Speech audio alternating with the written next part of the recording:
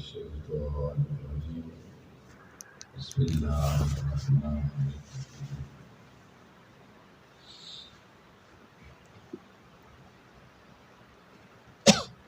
إنما يريد الله ليذهب عنكم الرجس أهل البيت ويطهركم تطهيرا وقال الله في مكان آخر قل لا أسألكم عليه أجرا إن المودة في القربى صدق الله مولانا العظيم مولاي صل وسلم دائما أبدا على حبيبك خير الخلق كلهم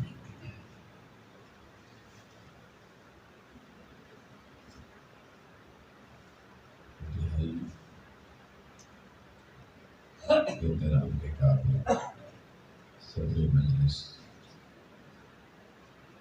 جناب محترم پروفیسر ڈاکٹر محسن علی گیلانی صاحب، دیگر عالی مرتبہ سادات گرامی قدر،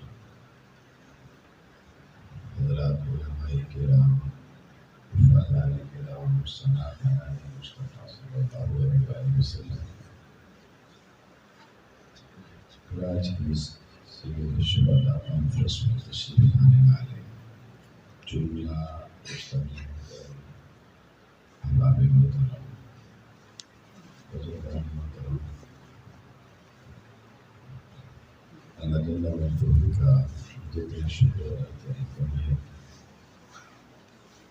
جس مالک نے ہمیں اس خوبصورت بس میں حاضر ہونے کی توفیق عطا فرمائے۔ بے بہا درود و سلام تعالیٰ صلی اللہ علیہ وسلم کی بارگاہ میں اور آپ کی جمیع آل جن کے توسل جن کے تصدق سے اللہ پاک نے ہم سب کو شبیر ایمان فرمایا۔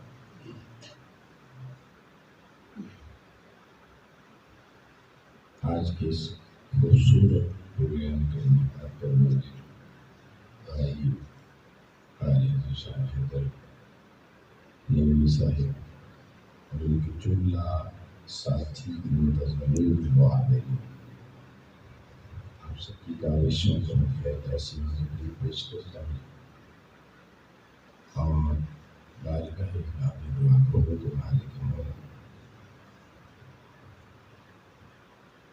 اہل بیت اطہار سے آپ کی محبت اور اس محبت کے اظہار کی اس خوبصورت طور کو اللہ کریم اپنے بارگاہ میں قبول فرمائے۔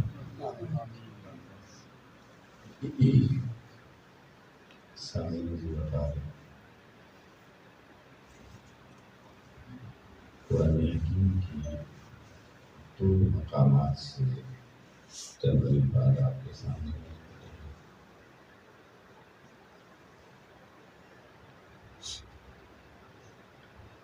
آج کی جو محفل پاک کا عنوان حسین ہے،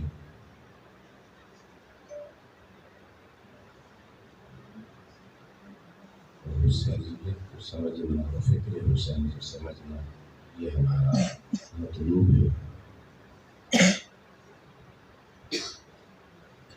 اس حوالے سے تھوڑا میرے اور آپ تک جو بھی آپ سمجھ رہے ہیں کہ آواز کے حوالے سے کمزوری ہے، اس کو برداشت میں بھی کرنا ہے اور آپ نے بھی کرنا ہے، اس کا حل بھی ہمارے پاس نہیں ہے سکتا، لہٰذا توجہ سے کچھ باتیں سننے والی ہیں، سمجھنے والی ہیں، اور پھر میرے کچھ سامعین اسٹریم لائٹ پہ بیٹھے ہیں، اس طرف میرا مڑنا تو آسان ہے کہ میں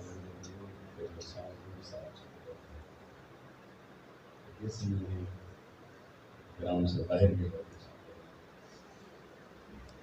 اس لیے جو بھی ہوگا وہ توجہ اس کی ہوگی۔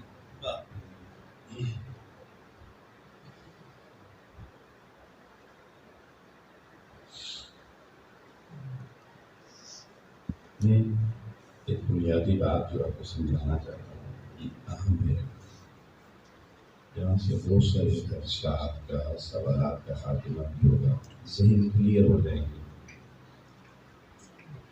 اور وہ بات اس لیے بھی ضروری ہے کہ کیونکہ ہمارا اپنا زور کا بات کرنے میں ہم لوگ اعلی رسول کے ذکر کو ایمان کے چلا کر خود ایمان کے حصول کا ذریعہ سمجھتے ہیں، ایمان کے حصول کا ذریعہ سمجھتے ہیں۔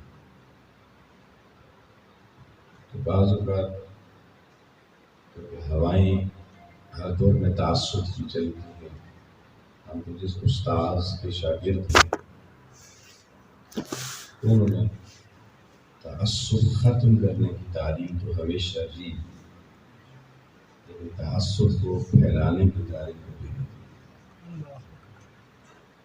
متعصب لوگ ہر دور میں رہے اور آل رسول سے تعصب یہ کوئی نئی بات نہیں ہے۔ اس کا پریکٹیکل اظہار تو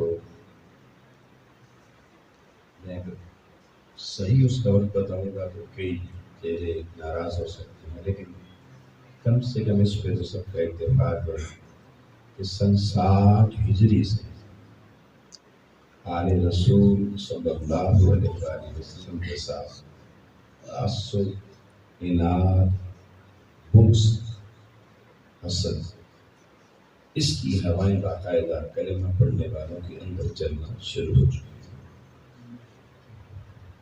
اب یہ الگ بات کہ کبھی ہوا جیسے آپ کو پتہ رک جاتی ہے، موجود ہوتی ہے لیکن چلنا رک جاتی ہے، اور کبھی چلنا شروع ہو جاتی ہے، کبھی آہستہ چلتی ہے، کبھی تیز چلتی ہے، کبھی طوفان اور آندھی کا روپ دھار لیتی ہے۔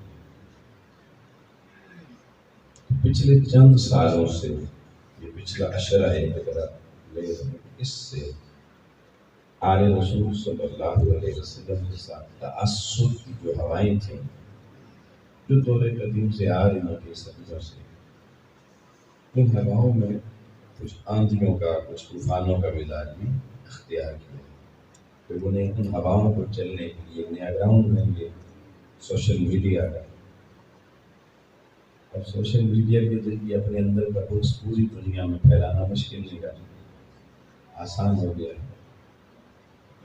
اور جو لوگ بھی شیطان کے راستوں پہ جاتے ہیں تو ان کے لیے شیطان کا پلیٹ فارم بھی مہیا کرتا ہے اور ان کی آواز کو پہنچانے میں بھی مدد کرتا ہے۔ نئی نسل کیونکہ اس کے بہت سے سوالات وہ پیدا ہوتے رہتے ہیں سوشل میڈیا دیکھ کر۔ میں جو بنیادی بات کہنے جا رہا ہوں وہ اس تناظر میں بہت اہم ہے۔ اگر وہ بات آپ کو آپ تک میں پہنچانے میں کامیاب ہو گیا تو پھر میں جو آپ کو باتیں سمجھانا چاہتا ہوں وہ آپ یقین اشتیاق ہے، بہت سے شناسا چہرے میرے سامنے بیٹھے ہوئے ہیں، لیکن اگر کوئی شناسا نہیں بھی ہے تو اس کے ساتھ شناسا ہی بڑھ جائے گی انشاءاللہ۔ ایک بنیادی سوال جو آج بڑی بڑی محافل، مجالس، بڑے بڑے پلیٹ فارم پہ بڑے بڑے دینی حلقے میں ملبوس لوگ کر دیتے ہیں، وہ کہتے ہیں اکیلے صرف اس گھرانے کا ذکر کیوں؟ جمہوریت کا دور ہے، سب کی بات کیا کرے۔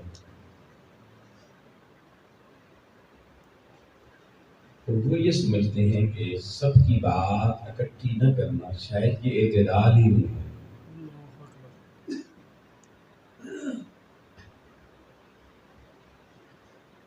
اب گرامی یہ سارے سوال جو آج اہل بیت کے دین پر اٹھائے جاتے ہیں اس کا اصل پیچھے کی پیداوار یہی ہے جو میں نے تو جملے بول دیے کہ بھئی اگر ایک سناخان منقبت ایک اگر مولا علی کی یا حسنین میری بہن کی پڑھے تو دوسری منقبت 7 ہو صحابہ کرام کی پڑھے، وہ سمجھتے ہیں یہ اب اعتدال ہو گیا۔ اگر اس چیز کا نام اعتدال ہے ہم تھوڑی دیر کی اسی کو کریں مان لیتے ہیں، لیٹ اس سپوز کر لیتے ہیں، فزکس بچے پڑھتے ہیں، اساتذہ ٹیچرز بیٹھے ہوئے ہیں، تو فزکس کا ہر ٹاپک شروع ہوتا ہے let us consider, let us suppose, فرض کریں، پھر آگے کسی نتیجے تک پہنچے، نتیجہ ٹھیک ہو تو ثابت ہو کہ ہینس پروف، نہ ثابت ہو اس کا مطلب کچھ نہیں۔ اب آپ کرام یہ کہ کسی ایک مجلس میں، ایک نشست میں صرف انواد رسول کا ذکر کرنا، اگر یہ اعتدال نہیں ہے تو اس کو تفضیلیت اور رافضیت کا نام دے دیا جائے یا شیعیت کا نام دے دیا جائے، تو یہ دین محمدی کو نہ سمجھنے کے مترادف کی بات ہے۔ میں بنیادی دلیل ایک عام زندگی سے دینے جا رہا ہوں، اس کو سمجھیں۔ دیکھیں، مسلمان کی عمومی زندگی میں سب سے اہم لمحات وہ ہوتے ہیں جب وہ اللہ کی حضور عبادت کے لیے پیش ہوتا ہے۔ عام ہوتے ہیں یا نہیں؟ اذان ہو گئی، اللہ نے بلا لیا اپنے در پہ، یہ تو آج جب محفل میں آئے گی تو قاری ذیشان اگر نہیں صاحب نے بلایا آپ آ گئے، لیکن اذان میں کون بلاتا ہے؟ اللہ بلاتا ہے۔ مؤذن بیسیکلی نمائندہ اللہ کا ہوتا ہے۔ آپ پڑھنے آئے نماز، اور نماز اللہ کی تکبیر سے شروع ہوتی ہے، تکبیر تحریمہ، یعنی وہ تکبیر جو ہر کائنات کے باقی کام کو حرام کر دیتا ہے، اس کی جو تکبیر تحریمہ کہتے ہیں، تحریم، حرمت والی، حالانکہ وہی اللہ اکبر آپ نماز کے لیے بار بار کہتے رہتے ہیں، لیکن باقی کسی کو بھی تکبیر تحریمہ نہیں کہتے۔ تحریمہ وہ یہ پہلو ہے جس نے آپ کو باقی دنیا سے لا تعلق کر دیا، باقی دنیا حرام ہو گئی آپ کو، اتنی خالص عبادت ہے باقی ساری دنیا کو حرام کر دیتی ہے۔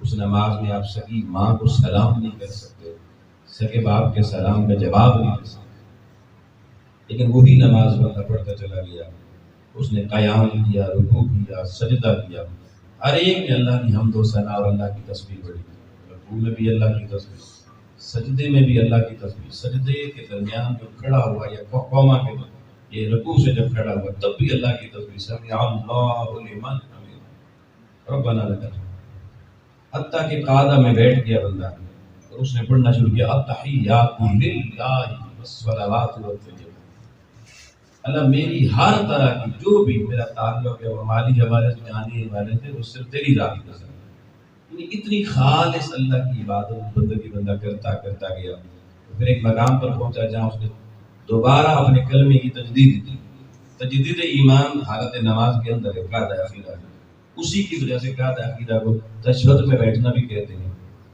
اشہد ان لا الہ الا اللہ واشہد ان محمد عبدہ ورسولہ، یہ گواہی دینا اللہ اور رسول کی کہ اللہ ایک ہے اور محمد صلی اللہ علیہ وسلم اللہ کے رسول اور اللہ کے عبد خاص ہے، یہ توحید و رسالت کی گواہی تجدید ایمان کے لیے ہوتی ہے، اور اسی گواہی میں وہ کمال ہے کہ جو بندہ یہ گواہی دیتا ہے اس کی پچھلی نماز سے اس نماز تک کے گناہ اللہ معاف کر دیتا ہے، کیونکہ حضور علیہ الصلوۃ والسلام نے فرمایا کہ تین چیزیں ایسی ہیں کہ اس سے پہلے انسان نے جو گناہ کیا ہوتا ہے وہ دھل جاتا ہے۔ سب سے پہلے فرمایا، یہ صحیح مسلم کی حدیث نمبر 173 ہے، الاسلام یہدم من کان قبل، اسلام جب بندہ اسلام میں شہادت دیتا ہے اللہ اور اللہ کے رسول کی رسالت کی اور اللہ کی توحید کی، اس سے پہلے کی ہر کیا ہوا جرم یہدم منہدم ہو جاتا ہے۔ اس پہ قرآن مجید کی سورہ ہود کی آیت نمبر 114 بھی ہے، مگر وقت نہیں تو جانے گا۔ پھر فرمایا والہجرۃ تہدم من کان قبل، پھر والحج یہدم من کان قبل، یہ تین چیزیں ہر چیز کو مٹا دیتی ہیں۔ تو نماز کے اندر بندہ وہ اسلام کی تجدید کرتا ہے، اشہد ان لا الہ الا اللہ اشہد ان محمد عبدہ ورسولہ کے، اب جب تجدید ایمان ہوگی تو پہلا سبق اس تجدید ایمان کے بعد جو پڑھا وہ کیا ہے؟ درود ابراہیم، بولیے کیا ہے؟ اور درود ابراہیمی کا پہلا جملہ کیا ہے؟ اللہم صلی علی محمد وعلی آل محمد، ایسے ہی رحمت کے ذکر کے بعد جب برکت کی بات کی پھر بھی یہ پڑھا اللہم بارک علی محمد وعلی آل محمد. آئیے دوستان محترم، ہر نماز چاہے فجر کی ہو، ظہر، عصر، مغرب، عشاء ہو یا تہجد کی ہو، قیام اللیل ہو، اوابین ہو یا چاش ہو، اشراق ہو، مجھے بنائے سب کے قاعدہ اخیرہ کے اندر درود ابراہیمی یہی پڑھا جاتا ہے یا نہیں پڑھا جاتا؟ سارے مسالے کی پڑھتے ہیں، اس پہ تو کوئی اختلاف نہیں ہے. ہم سے بہت سے اختلاف کرنے والے ہو تو ہمیں کہتے ہیں درود بھی صرف یہی پڑھا کرو. ہم کہتے ہیں صحیح ہے، یہی پڑھا کرو، بہت سب سے اعلیٰ درود ہے، کیونکہ صحیح بخاری میں لکھا ہوا ہے حضور علیہ السلام نے خود صحابہ کرام کو سکھایا. اور عقیدہ بھی صحیح تھی اسی درود سے ہوتا ہے، اور سارے سوالوں کے جواب بھی یہ درود ہے. کمال کا ہم اہل سنت والے اس پہ غور نہیں کرتے. میں آج صرف ایک جھلک اس کی دکھا رہا ہوں، کبھی اس پہ مفصل کتاب کی ہے اس درود پہ تو آپ کو اس کے اندر کے راز مجھ سے بتائیں. اللہم صلی علی محمد وعلی آل محمد، اس میں ایک ذات کا ذکر ہے، ایک گھرانے کا ذکر ہے. اس امت میں سے ایک ذات اور ایک گھرانہ. ذات ہے محمد صلی اللہ علیہ وسلم، اللہم صلی علی محمد، یہ ذات محمد کا ذکر ہے. اور اس کے ساتھ متصل جڑا ہوا جس گھرانے کا ذکر ہے وہ آل محمد، وہ گھرانہ بھی میرے محمد کی آل کا. سبحان اللہ سبحان اللہ. مجھے یہ بتائیں درود ابراہیمی میں کوئی اور گھرانہ شامل ہے نہیں؟ احترام کسی سے بھی ہم تو ہر ایک کے احترام کے قائل ہیں، لیکن مجھے بتائیں درود ابراہیمی میں کسی اور گھرانے کا ذکر، اس درود ابراہیمی میں جو نماز میں پڑھتے ہیں کسی اور گھرانے کا نہیں. بہت سے بندے خاموش ہیں جن کا خیال ہے نہیں. یہی ہے نا جی. اب آپ اللہ کی ذات کو، جو لوگ کہتے ہیں کہ صرف آل کا ذکر کریں کسی محفل میں تو یہ لوگ رافضی ہیں، تفضیلی ہیں. تو یہ درود تو ہمیں رسول کائنات نے دیا، حضور کے بارے میں کیا اللہ اللہ اپنے نبی کے بارے میں کیا ہے؟ اور نماز اللہ کی ہے، کس کی؟ اللہ کی. اور اللہ کی نماز میں آپ یہ درود پڑھ رہے ہیں. اللہ نے نہ رسول کو منع کیا، نہ صحابہ کو منع کیا، جبریل نہیں بھیجا، تو پھر اپنے رب کے بارے میں کیا کہہ رہے؟ وہ بھی تفصیلی ہے. اللہ اگر صرف آل محمد کا ذکر کرنے سے بندہ رافضی ہو جاتا ہے، تفضیلی ہو جاتا ہے، آپ ان کو شیعہ ہونے کا ٹائٹل دے دیتے ہیں، تو پھر پہلے رب اور رسول کے بارے میں فیصلہ کر لیتے. اللہ. اور نماز ساری زندگی پڑھی، ہر روز پڑھی، 5 وقت میں پڑھی، مکے مدینے میں پڑھی، آپ نے اپنے گھر میں پڑھی یا مسجد میں پڑھی، جامع مسجد میں پڑھی، دنیا کے 7 بڑے اعظموں میں جہاں پہ بھی پڑھے لوگوں. صرف ایک ہی گھرانے کا ذکر، صرف ایک گھرانے کا ذکر کرنے سے اگر وہ گھرانہ تمہاری نماز کو قبول کروا سکتا ہے تو تمہاری محفل میں بھی اس گھرانے کا ذکر کیا جائے، تمہارا محفل بھی قبول.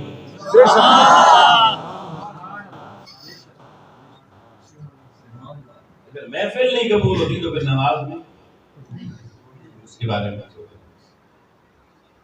اس لیے ایسی باتیں نہیں کرنی چاہیے کہ جو بندوں سے آگے پھر رسالت اور توحید تک چلی جائیں. مسئلہ پہ ہم چھوٹے ذہن کے لوگ ہیں، ایک دم فتوے کی زبان بول دیتے ہیں، سوچتے نہیں کہ ہماری زبان کی ان الفاظ کی زد میں کون کون سی ذاتیں آتی ہیں.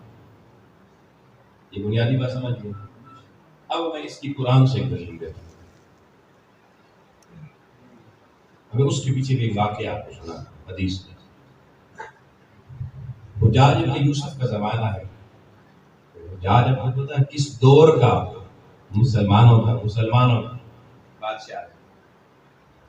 دور بنو امیہ کا یا بنو عباس کا ہے؟ مطالعہ بھی کرنے فیصلہ کر لینا، خود پڑھ لیں. کچھ چیزیں آپ کبھی گزار چھوڑنے چاہیے. لوگوں کو شوق پیدا ہو یار ہم تھوڑی کتاب کھولیں. پھر یہ دونوں دور جو ہے نا، صحیح چلیں آپ کام بول، یہ دونوں دور نہ آل رسول پر بڑے ظلم کے دور، دونوں اعتبار کو، چاہے بنو امیہ کا ہو، چاہے آپ تاریخ کی کوئی کتاب اٹھا کے پڑھیں، مستند کوئی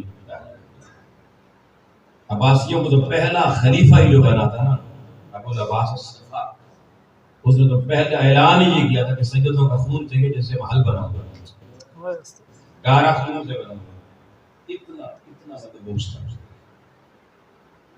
حجاج بن یوسف کا زمانہ ہے جی، اور یہ میں کوئی 6 5ویں صدی یا 10ویں صدی کی بات نہیں کر رہا، یہ سب 90 ہجری کے لگ بھگ کا زمانہ ہے۔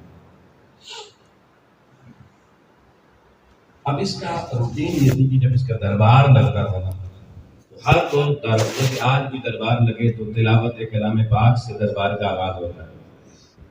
حجاج بن یوسف کے دربار کا آغاز کسی سید زادے یا اس سے محبت کرنے والے کی گردن کاٹنے سے ہوتا ہے۔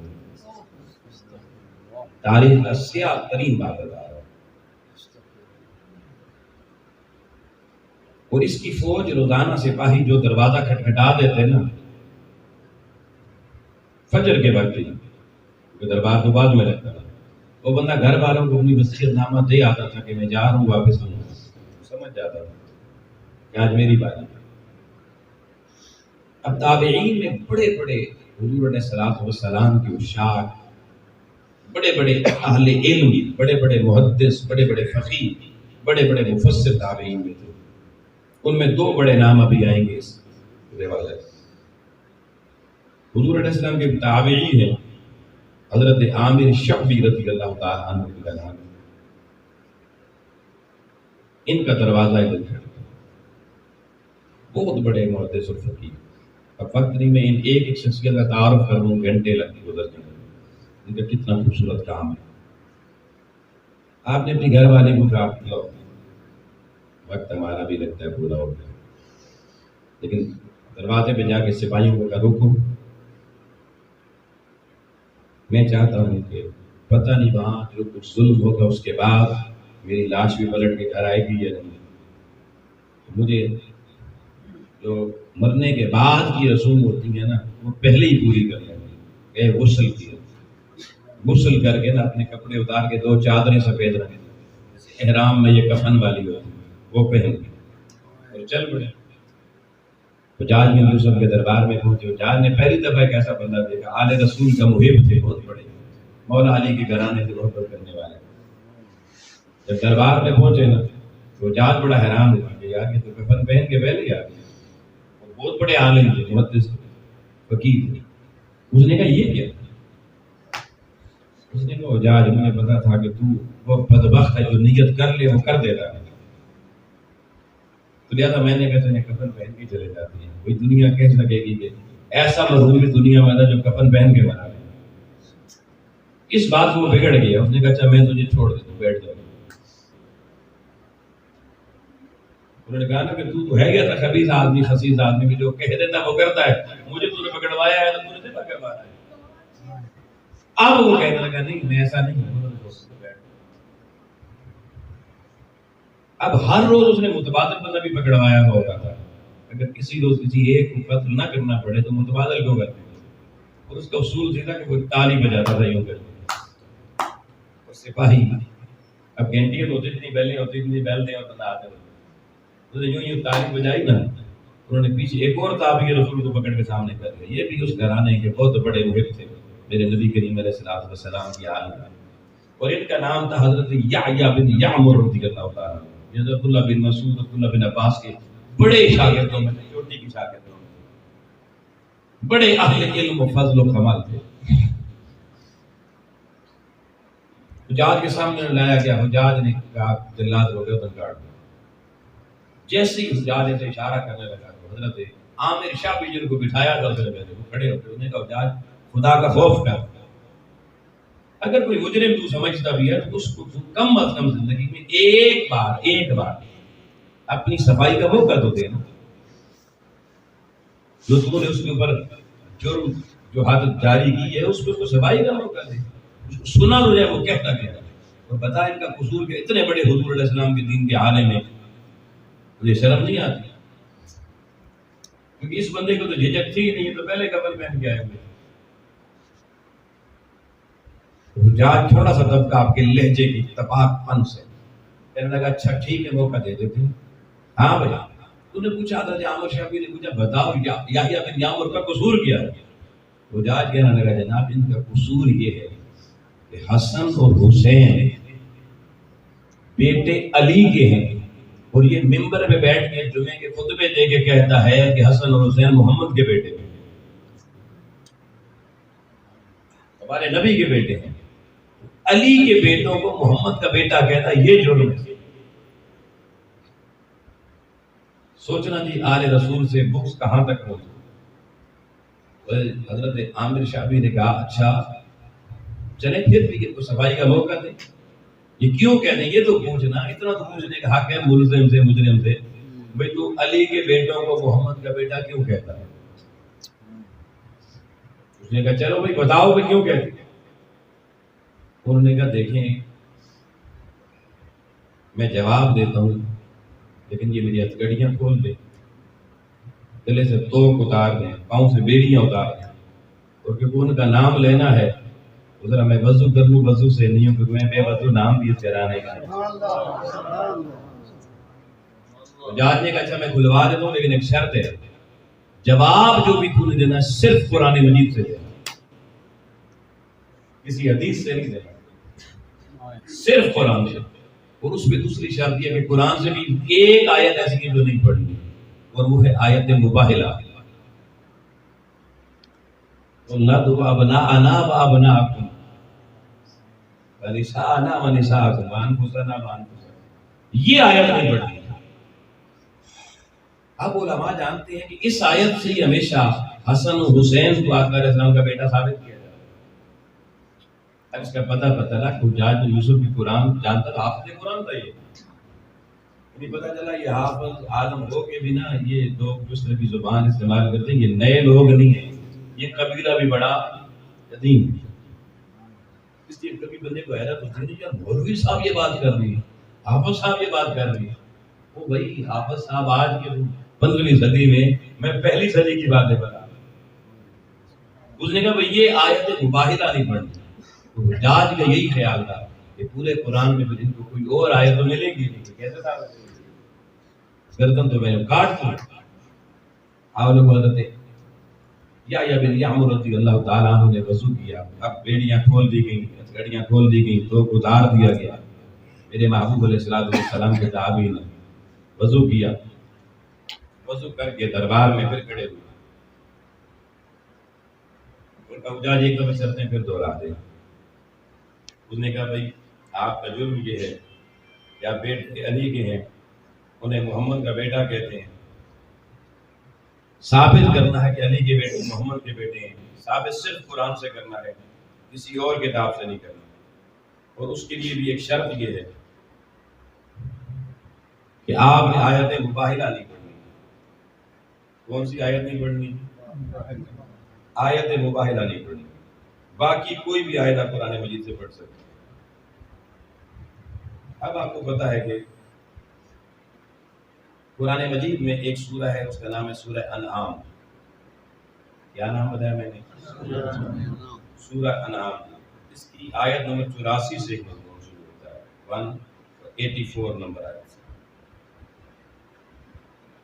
اب بڑی توجہ سے قرآن سننا۔ ایک تو قرآن کی خوبصورت کتاب ہے، اس کی خوبصورتی کا آپ کو اندازہ بھی ہوگا۔ اللہ کے نبی کے تابعی نے قرآن مجید کی سورہ انعام سے قرآن پاک مسئلہ کیا ثابت کرتا ہے؟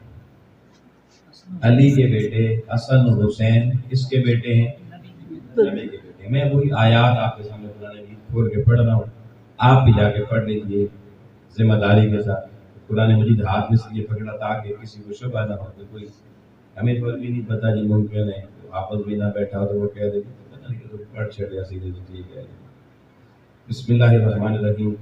یہ وہ آیات ہیں جو حضرت یحییٰ بن یعمر نے اس دربار حجاج بن یوسف میں پڑھی۔ بسم اللہ الرحمن الرحیم۔ وَوَهَبْنَا لَهُ اسحاق، کی آیت نمبر 84 سے مطلب 84 85 86۔ وَوَهَبْنَا لَهُ اسحاق وَیعقوب، دو پیغمبروں کے نام آئے تھے۔ اللہ تعالیٰ کہتا ہے کہ دو پیغمبر ہم نے ان کو بھیجا جی، کل ہداینا، یہ سارے جن کا ذکر اللہ کہتا ہے میں نبیوں کا کرنے جا رہا ہوں، یہ سارے ہدایت والے ہوتے، بے ہدایتہ کوئی بھی نبی ہوتی ہدایت والے ہیں۔ فرمایا نوح ہداینا من قبل، ان سے پہلے بھی ایک نبی گزرے حضرت نوح علیہ السلام، وہ بھی ہدایت پر ہیں۔ نوح ہداینا، ہماری ہدایت ان کے بعد بھی، نوح کے بعد بھی، من قبل سے پہلے گزرے۔ مگر یہ جو اسحاق اور یعقوب آگے فرمایا ومن ذریتہ، کہ اسحاق اور یعقوب اور ان کی ذریت ہے۔ اب اسحاق اور یعقوب کس کے بیٹے ہیں؟ حضرت اسحاق کس کے بیٹے ہیں؟ حضرت مسلمان ہو گئے تھوڑا تھوڑا حضرت ابراہیم علیہ السلام۔ حضرت ابراہیم کے ایک بیٹے حضرت اسماعیل ہے، ایک حضرت اسحاق ہے، حضرت سارہ جو آپ کی زوجہ تھی ان کے بدن میں، اور پھر آگے حضرت اسحاق کے بیٹے حضرت یعقوب علیہ السلام۔ ایسا ہی ہے۔ اب ذرا سننا، اللہ پاک نے دو نبیوں کا ذکر پہلے کیا، اسحاق اور یعقوب، باپ بیٹا ہے، پھر اس کے بعد کہا کہ وَمِن ذُرِّيَّتِهِ، پھر ان کی اولاد میں سے۔ کس کا ذکر ہو رہا ہے؟ صرف اولاد کا، ان کے اصحاب کا نہیں ذکر ہو رہا، صرف اولاد کا ذکر۔ ذریت اولاد کو کہتے ہیں، اور اس میں بیوی بھی شامل نہیں ہوتی۔ ذریت صرف اولاد، بیٹے بیٹیوں کو کہتے ہیں۔ فرمایا پھر ان کی ذریت میں، ان کی اولاد میں پھر نبی تھے۔ کون سے؟ داؤد و سلیمان و ایوب و یوسف و موسیٰ و ہارون۔ اب دیکھیں 6 نبیوں کے نام پھر دیے قرآن میں، اور یہ فرمایا یہ بھی حضرت ابراہیم علیہ السلام کے بیٹے تھے۔ ذریت بیٹوں کو کہتے ہیں۔ پہلے کون سے 2 بیٹوں کا ذکر کیا؟ حضرت اسحاق اور حضرت یعقوب کا، اور پھر آگے جو نبی گنے اس ذریت میں، ان کی اولاد میں، ان کے بیٹوں میں حضرت داؤد، حضرت سلیمان، حضرت ایوب، حضرت یوسف، حضرت موسیٰ اور حضرت یعقوب۔ 6 نبی ہیں، کل ہو گئے 8 تھے۔ حضرت ابراہیم کی ذریت میں، اولاد میں 8 نبیوں کا ذکر کر لیا اللہ پاک نے۔ وَكَذَلِكَ نَجْزِي الْمُحْسِنِينَ، فرمایا ہم اپنے محسنوں کو ایسی جزا دیا کرتے ہیں۔ 8 نبیوں کے بعد پھر آگے کہا اسی ذریت ابراہیمی میں، پھر فرمایا وَزَكَرِيَّا، حضرت زکریا تھے، وَيَحْيَا، اور حضرت یحییٰ بھی تھے، وعیسیٰ، اور حضرت عیسیٰ تھے، وإلیاس، اور حضرت الیاس علیہ السلام تھے۔ 4 نبیوں اور کا ذکر آ گیا۔ کوئی کتنے ہو گئے؟ 12 کا عدد یاد رہے گا۔ 12 نبیوں کی لسٹ اللہ پاک نے گنوائی، اور سب کو کہا یہ ذریت ہے کس کی؟ حضرت اسحاق، حضرت ابراہیم کے بیٹے ہیں۔ یہ سارے کس کے بیٹے ہیں؟ حضرت ابراہیم علیہ السلام کے۔ کیونکہ اوپر اس سے پچھلی آیت میں مضمون ہے وَتِلْكَ حُجَّتُنَا آتَيْنَاهَا إِبْرَاهِيمَ عَلَىٰ قَوْمِهِ۔ حضرت ابراہیم علیہ السلام کا مضمون چلتے ہوئے اللہ نے ان سے پہلے ایک نبی کو کبھی نام لیا بھی، لیکن کہا وہ من قبل، وہ ذریت میں نہیں، وہ پہلے گزر گئے۔ مگر ذریت میں حضرت ابراہیم علیہ السلام کے اللہ پاک نے پہلے حضرت اسحاق، حضرت یعقوب، اور پھر آگے ان کی اولاد میں داؤد، سلیمان، ایوب، یوسف، موسیٰ اور ہارون کا ذکر کیا۔ پھر ادھر ذکر کیا حضرت زکریا، حضرت یحییٰ کا، حضرت عیسیٰ علیہ السلام کا، حضرت الیاس علیہ السلام کا۔ فرمایا کل من الصالحین، یہ سارے بھی صالحین تھے۔ اب دوسری طرف ذکر کیا حضرت اسماعیل کا، فرمایا واسماعیل، اسماعیل بھی حضرت ابراہیم کے بیٹے ہیں۔ واسماعیل والیسع ویونس ولوط، 4 اور نبیوں کو ذکر کیا، کل 16 ہو گئے۔ اور فرمایا کلن فضلنا علی العالمین، یہ سارے عالمین پہ فضیلت رکھنے والے تھے، عالمین پر فضیلت رکھنے والے تھے۔ 16 نبیوں کا نام لیا، پھر وَمِنْ آبَائِهِمْ وَذُرِّيَّاتِهِمْ وَإِخْوَانِهِمْ، پھر آگے ان کی آبا، باپ دادا بھی، پھر ان کے بیٹے بھی، اور ان کے بھائیوں کا ذکر بھی۔ لیکن یہ جو پہلے 16 نبی دونوں اللہ نے گنے، ان کے لیے صرف ایک ٹرم استعمال کی، ذریت ہی۔ یہ سارے کے سارے کس کے بیٹے ہیں؟ حضرت ابراہیم علیہ السلام۔ ایک دفعہ بولیں تاکہ مضمون سمجھ آ جائے، کس کے بیٹے ہیں؟ یہ 16 نبی جن کے اللہ نے نام لیے، انہیں قرآن نے کہا یہ بیٹے ہیں حضرت ابراہیم علیہ السلام کے۔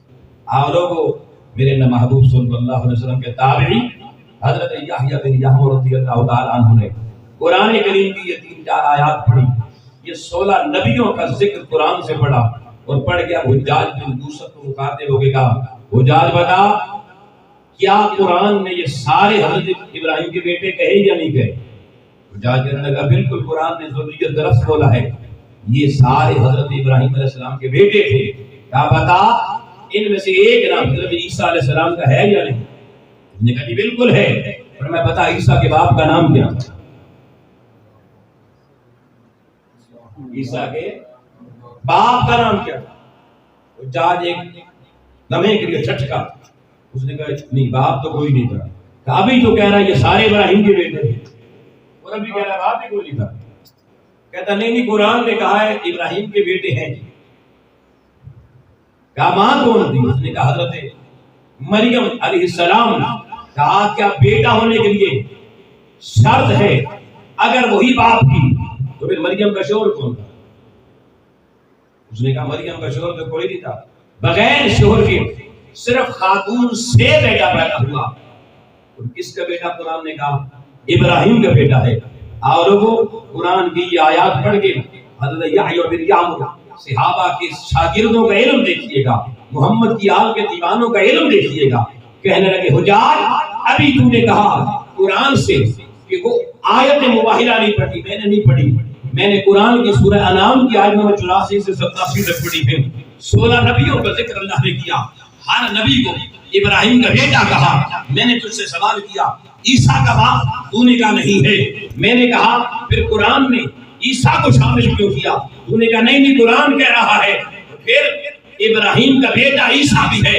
میں نے پوچھا مریم کا شوہر کون تھا؟ تو نے کہا شوہر نہ بھی ہو پھر بھی عیسیٰ ابراہیم کا بیٹا ہے. آپ لوگوں تابعی کا جواب سننا. کہا مجھے قتل کرنے کے لیے گرفتار کرنے والے ظالم بدماش سن، اگر قرآن کی روح سے 3500 سال بعد مریم کی گود سے پیدا ہونے والا عیسیٰ ابراہیم کا بیٹا ہو سکتا ہے تو محمد کی سگی بیٹی فاطمہ کی گود میں پیدا ہونے والے حسن حسین محمد کے بیٹے کیوں؟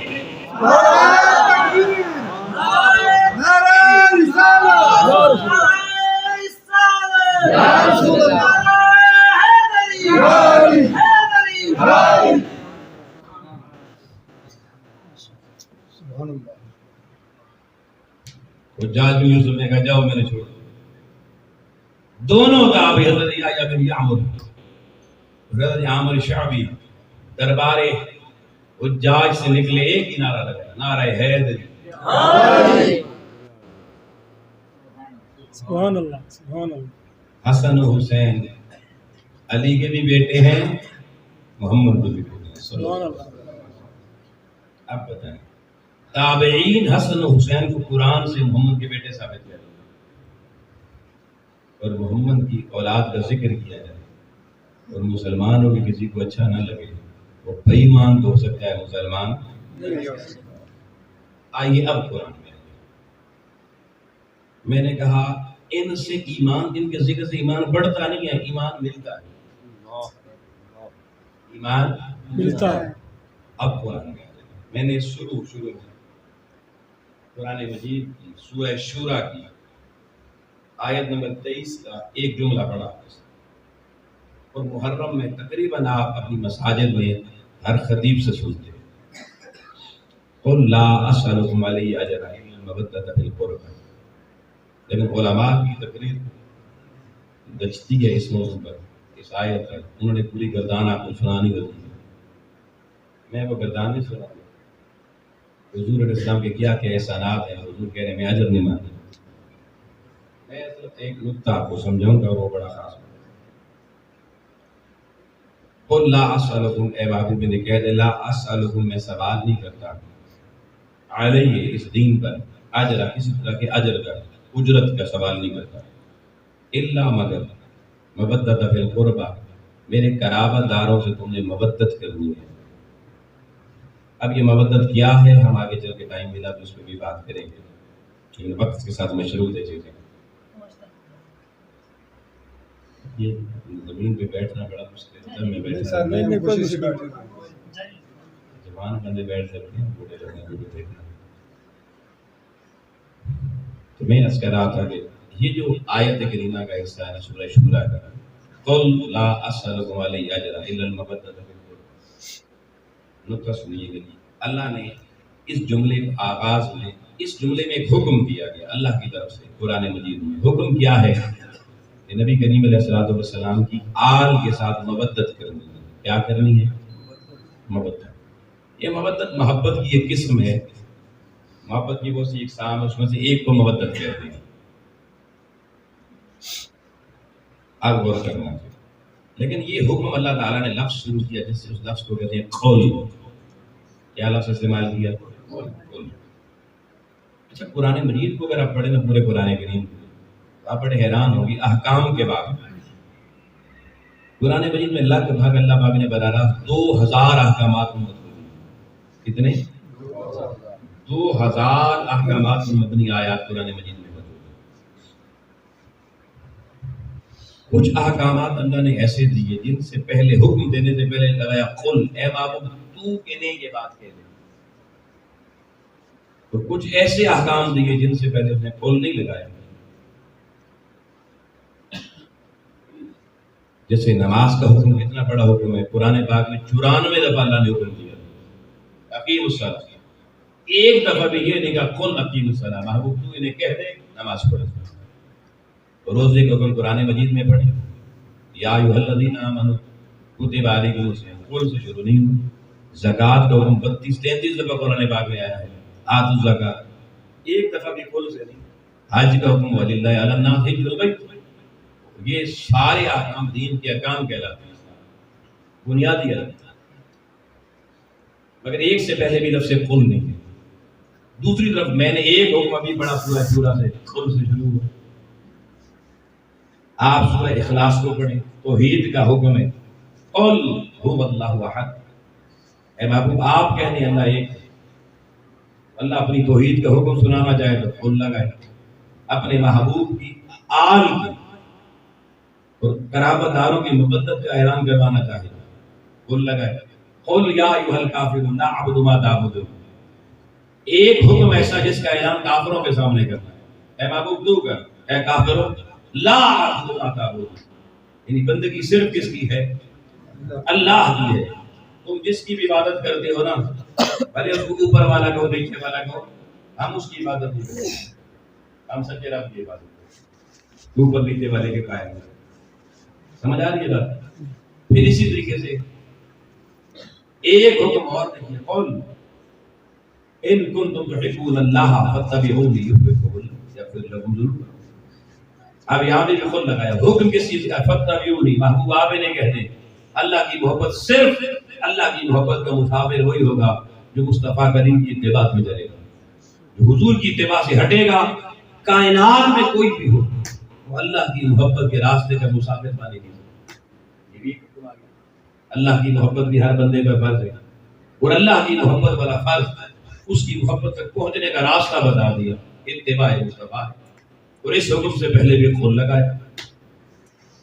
اب دیکھیں میں نے قرآن سے 4 آیتیں ادھر پڑھی نماز روزہ حج زکوٰۃ پر ادھر قل نہیں.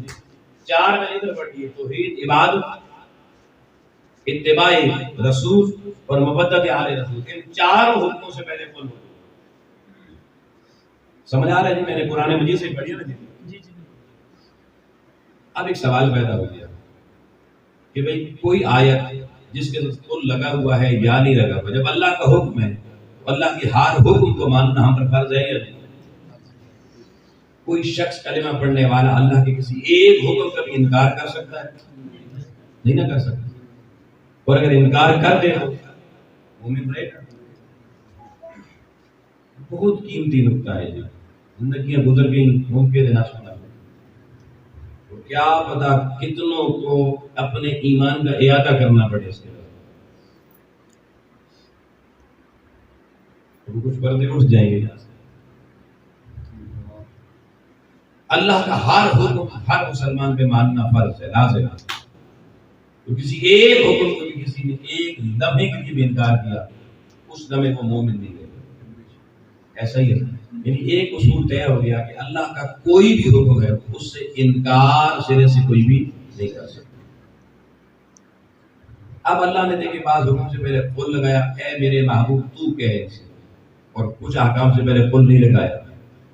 اب میں آپ سے سوال کرتا ہوں معصومانہ سا سوال ہے. اگر اللہ تعالیٰ نے قل لگایا کہ محبوب تو کہہ دے تو کیا ایسا ہے کہ رسول کریم نے کچھ احکامات جن کو اللہ نے قل نہیں لگایا ہم تک نہ پہنچائیں؟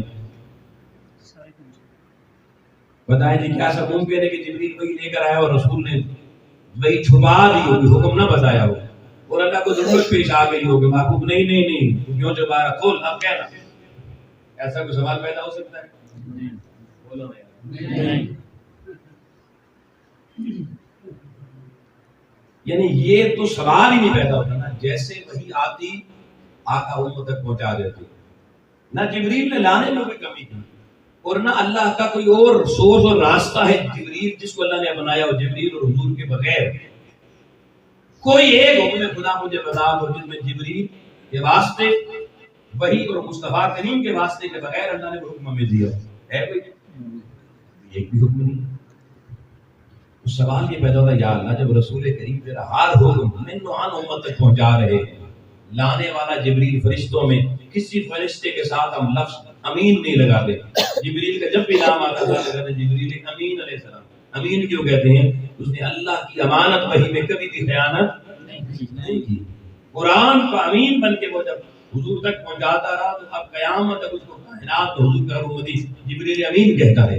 اور رسول کریم وہ امین ہے جب وہی نازل نہیں ہوتی تھی، دنیا کو پتہ بھی نہیں تھا کہ یہ سامنے بیٹھا ہوا ہمارے اللہ کا رسول ہے، اس وقت بھی ہم اپنا اور غیر سارے آپ کو ساتھ ایک اور امین کہتے ہیں۔ فرشتوں میں جبریل جیسا امین کوئی نہیں، رسولوں میں میرے محبوب محمد جیسا امین کوئی نہیں۔ لیکن اللہ بعض احکام سے کرے کہ قل تو کہہ دے، اور بعض سے پہلے قل نہیں کہتا، تو سوال پیدا ہو گیا یا اللہ یہ قل کہنے کی ضرورت کیوں پیش ہے؟ میرے استاد محترم شیخ الاسلام ڈاکٹر محمد طاہر القادری آپ نے اس قل کی کئی حکمتیں بیان کی، مگر اس میں سے کوئی بھی حکمت آپ کو نہیں بتاتا، کیونکہ میرے ساتھ ایک سب سنتے ہیں علامہ بھائی ظریف صاحب پڑھتے رہے ہیں، اس لیے وہ کہیں گے یہ بات تو ہم نے سنی ہوئی تھی، کوئی نہیں کرتا سننا نہیں۔ اللہ نے قل کیوں لگایا اور بعد احکام سے پہلے قل کیوں نہیں لگایا؟ اب میں آپ کو یہ بات سمجھانے جا رہا ہوں اور بہت توجہ طرف پھر کہوں گا نکتا ہے۔ اب اللہ نے نماز کے حکم سے پہلے قل نہیں لگایا، روزے سے پہلے بھی قل نہیں لگایا، حج کے حکم سے پہلے بھی قل نہیں لگایا، زکوٰۃ کے حکم سے پہلے بھی قل نہیں لگایا۔ مجھے بتائیں نماز کا حکم کتنا بڑا حکم ہے، حضور نے کتنی تاکید کی، یہاں تک فرمایا قیامت کو پہلا سوال نماز کا حکم، یعنی آخرت جس میں ایمان رکھتا آخرت کا سفر شروع ہوئی نماز کے سوال سے ہوتا۔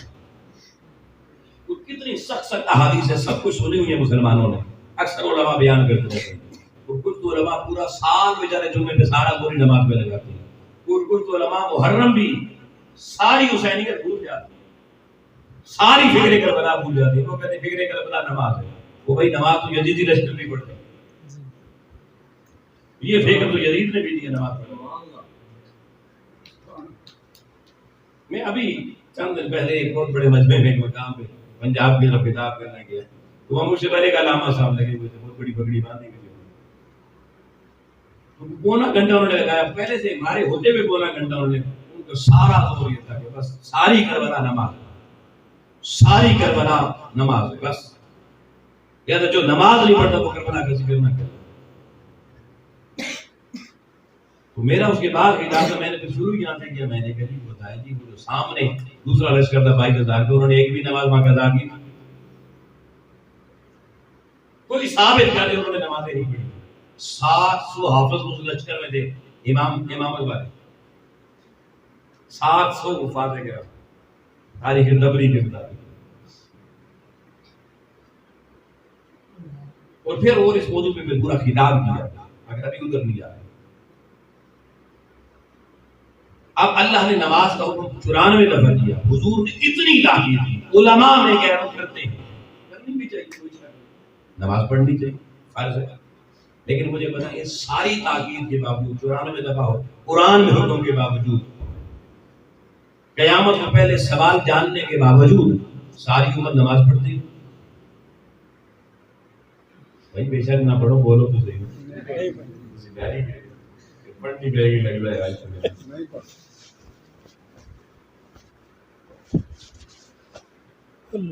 شاہ جی کتنا لگتا ہے چائنا میں سوچ رہے ہیں وہاں تو مسجد بنانے کی اجازت نہیں، جانے کی اجازت، لوگ پھر بھی نماز پڑھتے ہیں، جمعہ بھی گھر میں پڑھتے ہیں چائنا میں۔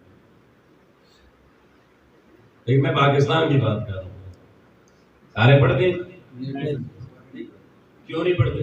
دل نہیں کرتا، لیکن کوئی شخص بھی نماز پڑھنے سے انکار، کوئی یہ نہیں کہتا کہ نماز نہیں پڑھنی چاہیے، لیکن تسی پڑھو جی، میرا وضو نہیں، میرے کپڑے ٹھیک ہو، یار اللہ کا حکم ہے، 94 دفعہ اللہ نے قرآن میں دیا، اتنی وعیدیں ہیں، سزا ملے گی، پھر بھی نہیں پڑھتے. کیوں؟ سب جانتے ہیں نماز نہیں پڑھیں گے کوئی مولوی کافر نہیں کہہ سکتا،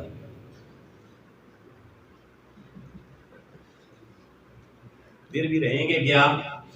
پورے مسلمان. زندگی میں ایک بھی نماز اللہ نہ پڑھے پھر بھی مسلمان رہے گا، جو کلمہ پڑھا. اتنا بڑا حکم ہے تو پھر بھائی نہ پڑھنے والے اور پڑھنے والوں میں فرق کیا رہ جاتا ہے؟ فرق یہ ہے پڑھنے والا نیکوکار ہوگا، نہ پڑھنے والا گناہگار ہوگا. مسلمانیت سے کھارے نہیں ہوگا. وہی بات ہے، جہنم میں جائیں گے سزا کاٹیں گے، جیل میں دنیا جاتی ہے سزا کاٹتی ہے واپس باہر آ جاتی ہے. بے نمازی بھی جا کے اپنی سزا کاٹے گا، وہ جو سزا پوری ہو جائے گی تو اس امید بخارے کو پتا ہے کہ بالآخر دیر سے صحیح آنا ادھر ہی ہے. حضور نے فرمایا ہوا ہے من قال لا الہ الا اللہ دخل الجنہ، جس نے کلمہ پڑھ لیا وہ جنت میں ضرور داخل ہوگا. جنت میں بھئی ہمارا ویزا دیر سے لگ جائے گا، دنیا میں بھی کوئی اپلائی کرتا ہے فوراً لگ جاتا ہے، کوئی بیچارہ 10 سال انتظار کرتا رہتا ہے، کشمیر والے تو اکثر ویزوں کا انتظار کرتے رہتے. سمجھ آ رہی ہے میری بات؟ اب دیکھیں اتنا بڑا حکم قرآن میں کل نہیں لگا ہوا، بغیر کل کے ہے. ساری اہمیتیں جاننے کے باوجود ہر بندہ نہیں پڑھتا. اسے پتا ہے ایمان نہیں جائے گا نماز نہ پڑھنے سے، ایمان پھر بھی موجود رہے. روزے لوگ نہیں رکھتے پھر بھی مومن رہتے ہیں، انہیں پتا ہے گناہگار ہوں گے مگر دائرہ ایمان سے خارج. زکوٰۃ اکثر لوگ نہیں لیتے، اتنا بڑا حکم ہے، ارکان اسلام میں سے ہے، مگر کوئی شخص کافر نہیں ہوتا، گنہگار ہوتا ہے زکوٰۃ نہ دینے والا. حج یہاں بیٹھے کتنے لوگوں پہ فرض ہوگا مگر نہیں حج کرتے، پیسے لگ جائیں گے، غریب ہو جائیں گے. 100 سوالات آتے ہیں، یا بوڑھے ہوں گے 90 سال کے بابا جی پھر حج کریں گے، ابھی تو جوان ہے جی موج کرنے کے مستی کے دن ہیں، نہیں کرتے. اللہ کا حکم ٹال دیتے ہیں. کیوں؟ انہیں پتا ہے گنہگار ہو رہے ہیں. کسی ہر بندہ کہتا ہے میں بہت بڑا گنہگار، یہ مان رہا ہے. یہی مسلمان ہونے کی نشانی ہے، یہی مسلمان ہونے کی نشانی. کلمہ پڑھنے کے بعد گناہگار مان رہا ہے اپنے آپ کو، اللہ کو بھی مان رہا ہے، رسول کو بھی مان رہا ہے، ایمان کی صفات کو بھی مان رہا ہے، اللہ کے احکام کو بھی مان رہا ہے، مگر احکام پہ عمل نہیں کرتا، مگر اقرار کر رہا ہے. بہت بڑا گنہگار ہو، کائنات میں سب سے بڑا گنہگار ہو. مگر آؤ لوگوں اب سنو، یہ سارے وہ حکم ہیں جس سے پہلے اللہ نے قول کا لفظ نہیں لگایا. آؤ اب میں آپ کو سیر کر رہا ہوں قرآن کے ان احکام کی جس سے پہلے میرے رب العالمین نے لفظ قول لگا دیا. اہمیت دیکھنا، فرق دیکھنا حکم کا کیا پڑے گا. آؤ اللہ نے اپنی توحید کا حکم دیا، قل هو اللہ احد. محبوب کہہ تو میں رب ہی رہا ہوں مگر میں قول لگا کر تیری زبان کا اقرار لانا چاہتا ہوں. تو کہہ دے وہ اللہ ایک ہے. مولا قل نہ کہتا، یا مصطفیٰ ہمیں نہ بتاتے، کہا ضرور بتا دے، مگر جیسے تم نے میری نمازیں پڑھی ویسے ہی میری توحید بھی مان، ویسے ہی میری توحید بھی ویسے ہی مان لے. کبھی کبھی مان لیتے، جمعے والے دن مان لیتے، باقی 6 دن چھٹی ہو جاتی توحید کی بھی.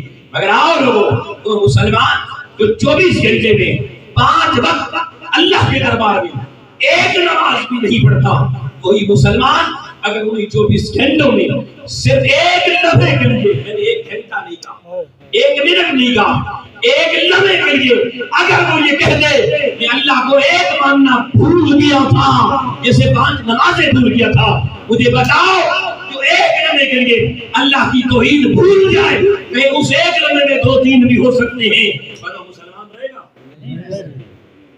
بھائی حکم تو نماز کا بھی قرآن میں، توحید کا بھی قرآن میں.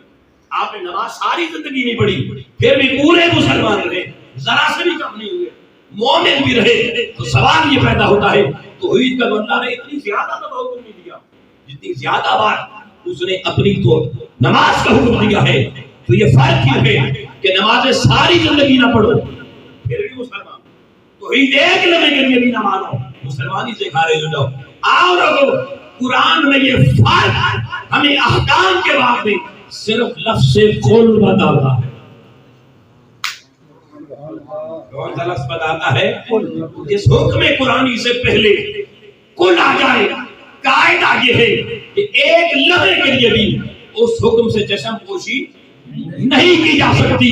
آپ لوگوں کو توجہ رکھنا، یہ اللہ کا قرآن میں کوئی مذاق نہیں ہے. میں نے ایک اصول قرآن سے بتا دیا کہ قرآن میں کسی حکم سے پہلے قل ہو یا نہ ہو، کسی ایک حکم سے بھی انکار کی گنجائش نہیں ہے.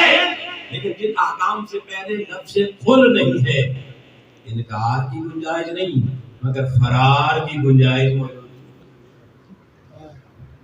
فرار کی گنجائش موجود تھی، اس لیے لوگوں نے کسی نے ساری عمر فرار رکھا، کسی نے ہفتے کے 6 دن رکھا، 7 میں نے کہا چلے جمعے والے جمعے پر حاضری لگا لیتے ہیں، مگر پھر بھی مسلمان رہا، گنہگار ہوتا رہا، کافر نہ ہوا.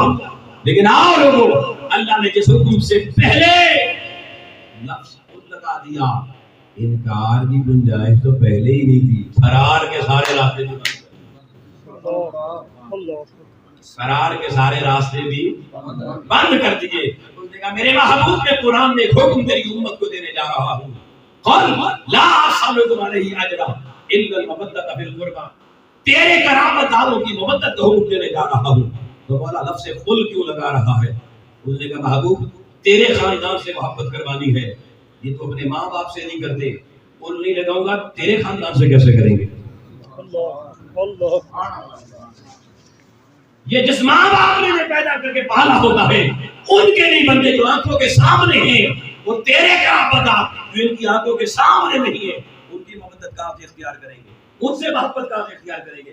کہا محبوب میں قانون بدلتا ہوں، جیسے میری توحید سے دوسرا کس کی ضرورت ہے؟ ایک لمحے کے لیے آنکھ پھیرے، فرمایا وہی طریقہ تیری آنکھ تیرے قرابت داروں کی محبت کے حکم سے پہلے، وہی قل جو میں نے هو اللہ احد سے پہلے لگایا تھا، تیرے اہل بیت اور تیرے قرابت داروں کی محبت کے حکم سے پہلے بھی لفظ قل لگا دیتا ہوں، تاکہ دنیا کو پتا چل جائے آل مصطفیٰ سے محبت یہ چھوڑنے والا گنہگار نہیں جو ایک لمحے کے لیے بھی آل مصطفیٰ سے اپنی توجہ محبت سے ہٹائے گا، اسی لمحے وہ بے ایمان کیا ہو جائے گا؟ ایمان.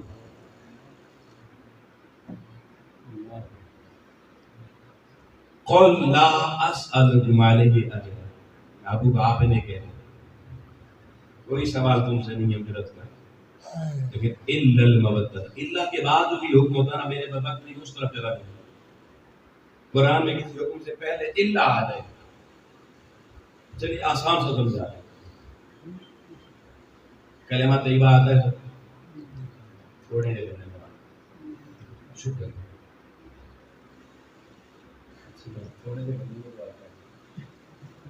کوئی کلمہ طیبہ آتا ہے ناراض ہے. آرونٹا رٹھے لگے. اب آپ دیکھیں اس کلمے کو پڑھیں لا الہ. اب لا الہ کا معنی کیا ہے؟ کوئی خدا نہیں ہے، کوئی بھی خدا نہیں. یہ بھی حکم آیا ہی نہیں، حکم تو اللہ کے بعد آئے. اب اس کے بعد ہے اللہ، مگر اللہ، اللہ جس کا پڑھتے اللہ اللہ ملا کے پڑھیں اللہ. اب اللہ کے بعد آ کے حکم، ایک لمحے کے لیے بھی غافل ہو سکتے ہیں، توجہ ہٹا سکتے ہیں.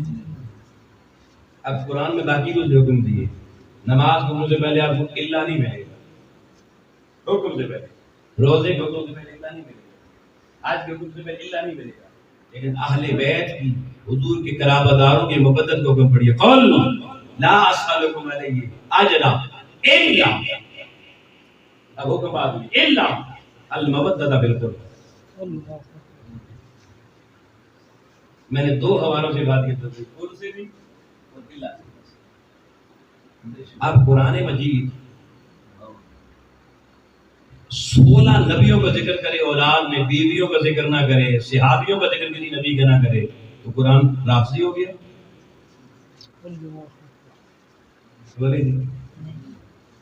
یہ صرف اولاد کی بات کرتا ہے، صحابہ کی بات نہیں کرتا.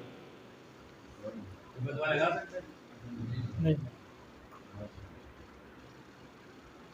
قرآن کی روح سے پتہ چلا اگر کسی کی آپ باقیوں کا ذکر نہ بھی کریں، عزت سب کی کریں، اولاد کا ذکر، یہ قرآن سے تھوڑا مزاج مزید نہ پڑھ کے بتا دیں. اب بات چلی نکلی ہے تاکہ مزاج تھوڑا پکا سمجھ میں آ جائے. آپ دیکھیں جی، اللہ کا یہ قرآن اللہ کا کلام ہے، یہ کسی بندے کا کلام نہیں ہے. یا گفتگو ایسے مرحلے پر آ گئی کہ میں نے ضروری سمجھا یا آج تھوڑا سا اور پختہ ہو جائے کتاب اس حوالے. میں آیت پڑھ رہا ہوں سورہ بقرہ کی آیت نمبر 124 ہے جی میرے سامنے. وَإِذِ ابْتَلَىٰ إِبْرَاهِيمَ رَبُّهُ بِكَلِمَاتٍ فَأَتَمَّهُنَّ. اللہ تعالیٰ نے حضرت ابراہیم علیہ السلام کو آزمایا اور وہ ہر آزمائش پہ پورا اتر گئے. قال، اللہ تعالیٰ نے کہا إِنِّي جَاعِلُكَ لِلنَّاسِ إِمَامًا، کہ میں تمہیں بناؤں گا لوگوں پر امام. یہاں نبی کا ذکر نہیں ہے، رسول نبی تھے، رسول تھے، مگر کیا بناؤں گا؟ امام بناؤں گا. حضرت ابراہیم کو اللہ کیا بنانا چاہتا ہے؟ امام بنانا چاہتا ہے. یہ نماز پڑھانے والا امام نہیں. ٹھیک ہے، یہ کسی سے پوچھ لینا امام کس کو؟ حضرت ابراہیم کون سے؟ اب حضرت ابراہیم نے جواب میں فوراً اللہ تعالیٰ سے کہا، یہ نہیں کہا کہ صدقت یا اللہ، اللہ تو نے سچ فرمایا. اللہ نے سچ ہی فرمایا تھا، مگر حضرت ابراہیم بولے کہ قال ومن ذریتی، اللہ میرے اولاد کو. اللہ نے کہا میں تجھے امام بنانا چاہتا ہوں لوگوں کا، کہا میری اولاد کو. اب حضرت ابراہیم سے مجھے یہ کیوں نہیں کہا میری ازواج کو، میرے اصحاب؟ میں قرآن پڑھوں، اپنی طرف سے کوئی بات کرو مجھے پکڑ لے. قال ومن ذریتی، فرمایا میری، بولو نا یار، میری اولاد کو. اللہ نے آگے سے یہ نہیں کہا ابراہیم تجھے کیا ہو گیا، تجھے اپنے صاحب کا ذکر کیوں نہیں کیا، دین آپسی نہ ہو جائے. نہیں، فرمایا قال لا ینال اہل الظالمین، فرمایا ہاں تیری بات میں مانوں گا، تیری نسل میں سے ہر ایک کو امام بناؤں گا، مگر جو ظالموں کا ساتھی ہوگا اس کو نہیں بناؤں گا. ایک شرط بتا دی، ظلم کا ساتھی بھلے وہ پیغمبر کی اولاد میں سے بھی ہو، اسے امامت نہیں. اور جو مظلوم ہو،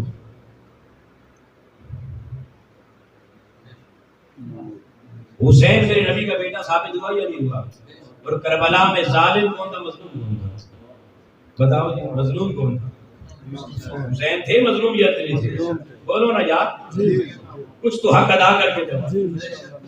اور اللہ قرآن میں کہہ رہا ہے ابراہیم تیری نسل میں سے جو بچہ بھی مظلوم ہوگا، ظالم نہیں ہوگا، ظالموں کا ساتھی ہوگا، میں تیرے کہنے پہ وعدہ کرتا ہوں اسے امامت کا تاج پہناؤں. سبحان اللہ. مجھے بتاؤ نسل محمد مصطفیٰ نسل ابراہیمی ہے یا نہیں؟ اور درود ابراہیمی کو اس کے ساتھ نہ کوئی بھول نہ جائے امت. اللہم صلی علی محمد وعلی آل محمد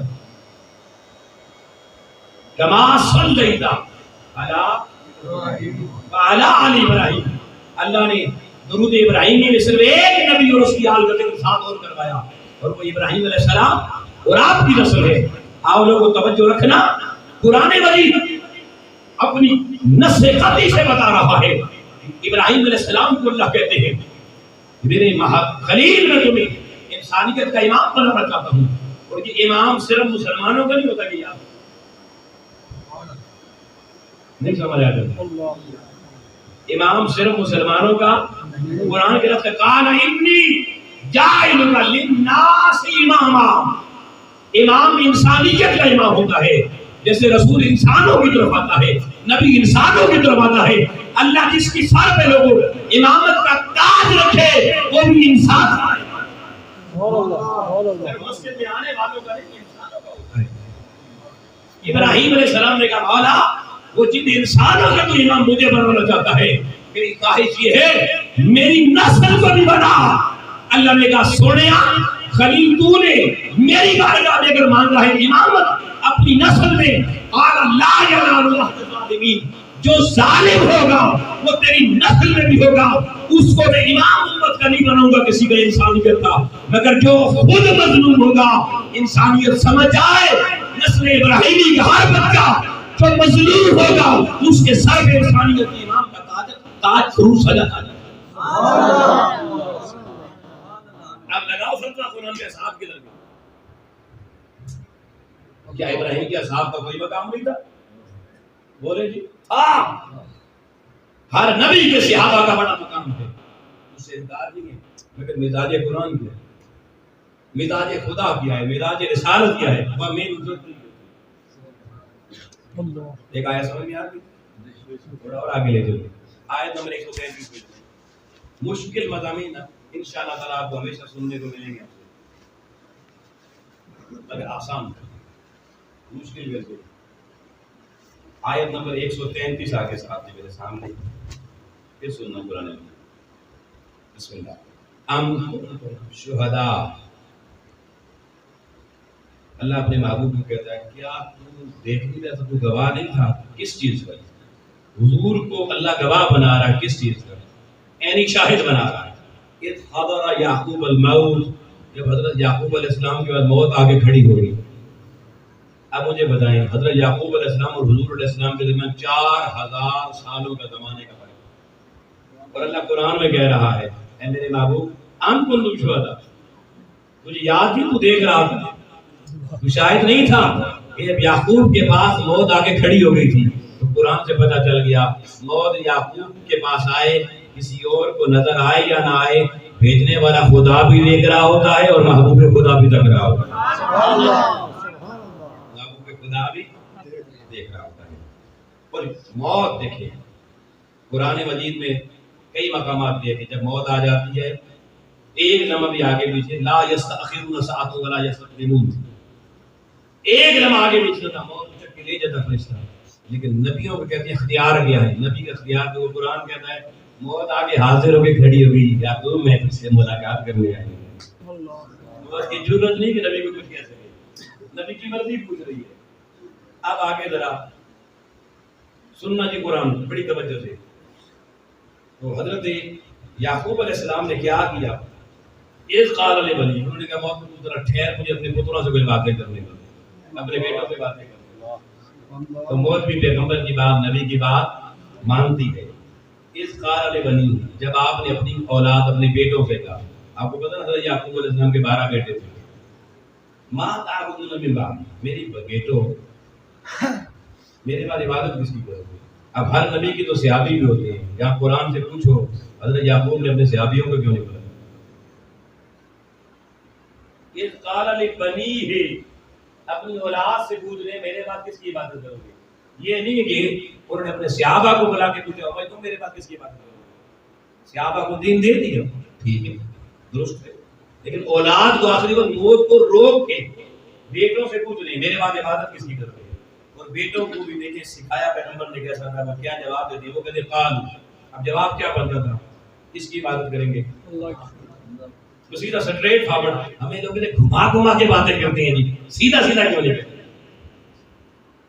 واسطے وسیلے لے آتے ہیں جی، سیدھا سیدھا ڈائریکٹ اللہ کیوں نہیں؟ تو بھائی ہم تو قرآن کے مزاج کے مطابق چلنے والے لوگ، اپنی طرف سے کوئی مزاج بنانا شریعت میں پسند نہیں کرتے۔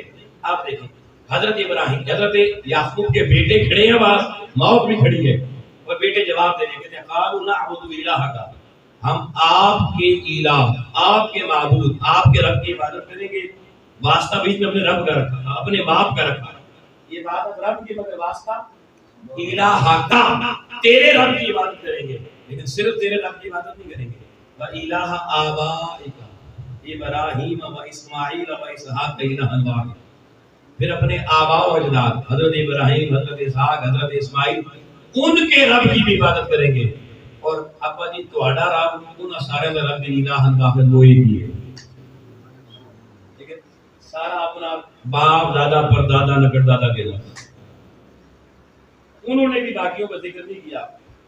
ابا جی تسی جو تھوڑے جڑے صحابی انہاں سارے نے خدا دی عبادت کی، انہوں نے بھی اپنا ہی شجرہ گنا، بیٹوں نے بھی، اب ادھر من ذریتی دا اولاد، ادھر آبا آگے سنیے گئے، قالوا، پھر وہ کہنے لگے اور ونحن لہ مسلمون، وہ کہنے لگے ہم ہوں گے مسلمان۔ کون ہوں گے؟ مسلمان کون ہوتے ہیں قرآن نے بتا دیا، جن کا مزاج یہ بتاتا ہے۔ جواب سیدھا سیدھا اللہ کی بات ہے، مگر انہوں نے کہا نہیں آپ کا رب، دادا جی کا رب، پردادا جی کا رب، ان کے والد صاحب کا رب، اور وہ رب ایک ہے، اس کی عبادت کریں گے۔ ونحن لہ مسلمون، فتویٰ کوئی نہیں لگا سکتا، ہم پھر بھی کامل مسلمان ہیں۔ کوئی بات کتنی گھوم کے کہاں سے گئی تھی مگر رہے مسلمان. آپ نے سمجھ لیا یہ دوسرا نقطہ. اب آگے چلے میں آیت اسی سورہ بقرہ کے پڑھنے جا رہا ہوں مگر ایک کمال آیت ہے زندگی میں جس کے اندر کوئی اللہ نے سوچ کا گزارا کبھی تھنکنگ اناٹمی جس کو دی ہوئی نا وہ ایک دفعہ فکر کی دنیا میں ضرور کسی بڑی کیفیت کا شکار ہوگا. وہ سوچے گا اور ہم کہاں کھڑے قرآن کی خوبصورت کتاب ہے. یہ آیت نمبر ہے جی 266 266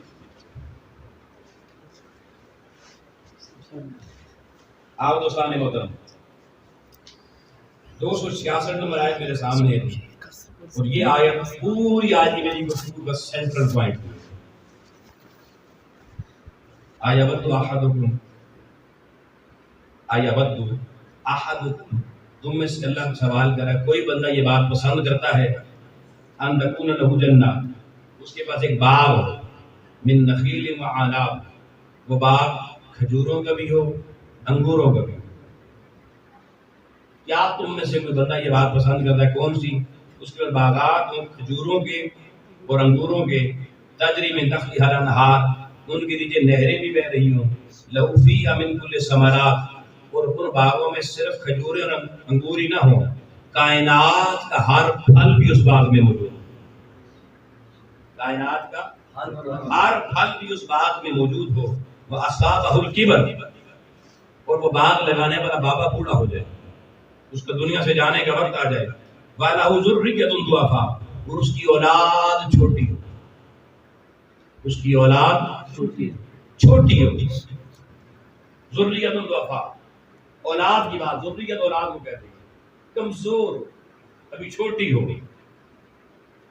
فَأَصَابَهَا إِعْصَارٌ فِيهِ نَارٌ فَاحْتَرَقَتْ اور ایک آگ کا کوئی بگولا آئے آگ آئے اور وہ اس باغ کو جلا دے. اللہ بندوں سے سوال کر رہا ہے تم میں سے کوئی بندہ پسند کرتا ہے اس کے پاس ایسا باغ ہو کھجوریں بھی ہوں انگور بھی ہوں کائنات کا ہر پھل اس باغ میں ہو. کتنا خوبصورت لہراتا نیچے نہریں بھی پانی کی بھی ریل پیل ہو کتنا زبردست باغ کائنات کے ہر پھل والا باغ ہو اور بابے کا دنیا سے جانے کا وقت آ جائے اور اولاد چھوٹی ہو. کیا کوئی بندہ پسند کرے گا کہ کوئی آگ لگ جائے اس باغ کو کوئی آگ لگا دے اس باغ کو اور وہ جل جائے اور وہ کوئی پسند کرتا ہے. قرآن بڑی گہرائی اور گہرائی والی کتاب ہے. کوئی بندہ بھی یہ پسند نہیں کرے گا. وہ کیا کرے گا اس کو اولاد چھوٹی بھی ہو نا وہ وصیتیں نصیحتیں ساری کس کو کرے گا اپنی باہر والوں کو نہیں کرے گا اپنی اولاد کو ہی کرے گا. اب سننا اب قرآن مجید نے اگلا جملہ جو فرمایا اس میں سارا راز ہے ورنہ کذالک یبین لکم الآیات یہ ہے وہ اللہ کی نشانیاں جس کو اللہ بیان کرنا چاہتا ہے ان لوگوں کے لیے لعلکم تتفکرون تاکہ جن لوگوں کو بتانا چاہتا ان میں فکر پیدا ہو جائے. قرآن اپنی فکر دے رہا ہے. اس تفکرون کو میں نے فکر کربلا پہ لے کے جانا ہے. آپ سمجھو میرے ساتھ مضمون کوئی اور سوچا تھا مگر بن کوئی اور گیا تو یہاں سے ہی چلتے ہیں. آؤ لوگوں زندگی میں یاد رہے گا یاد یہ مضمون آپ کو کبھی بھولے گا نہیں. کذالک یبین اللہ لکم الآیات لعلکم تتفکرون. فکر قرآن اللہ کہتا میں نے یہ مثال اس لیے بیان کی ہے تاکہ اس امت کو لوگوں کو فکر نصیب ہو جائے. قرآن کی فکر دین کی فکر. اے میرے دوستو قرآن مجید میں اللہ کوئی بات حکمت سے خالی نہیں کرتا ہے.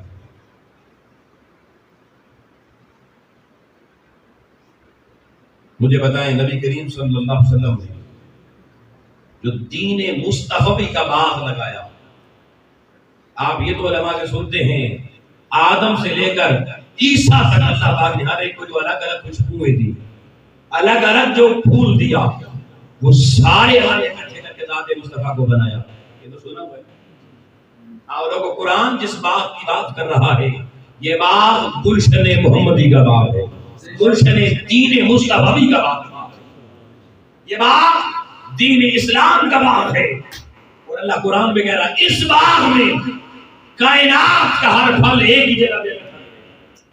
کائنات میں سارے ادیان میں جتنے ادیان آئے اس کے جتنے پھول جدا جدا تھے اللہ نے سارے اٹھا کے اکٹھے گلشن دین مصطفی میں سارے انداز میں اکٹھے کر دیے۔ اب نبی نے دنیا سے اٹھنا ہے، بظاہر پردہ فرمانا ہے، اور نبی کی اولاد بچے حسن و حسین ہیں، ایک کی عمر 5 سال، ایک کی عمر 7 سال ہے، چھوٹے ہیں۔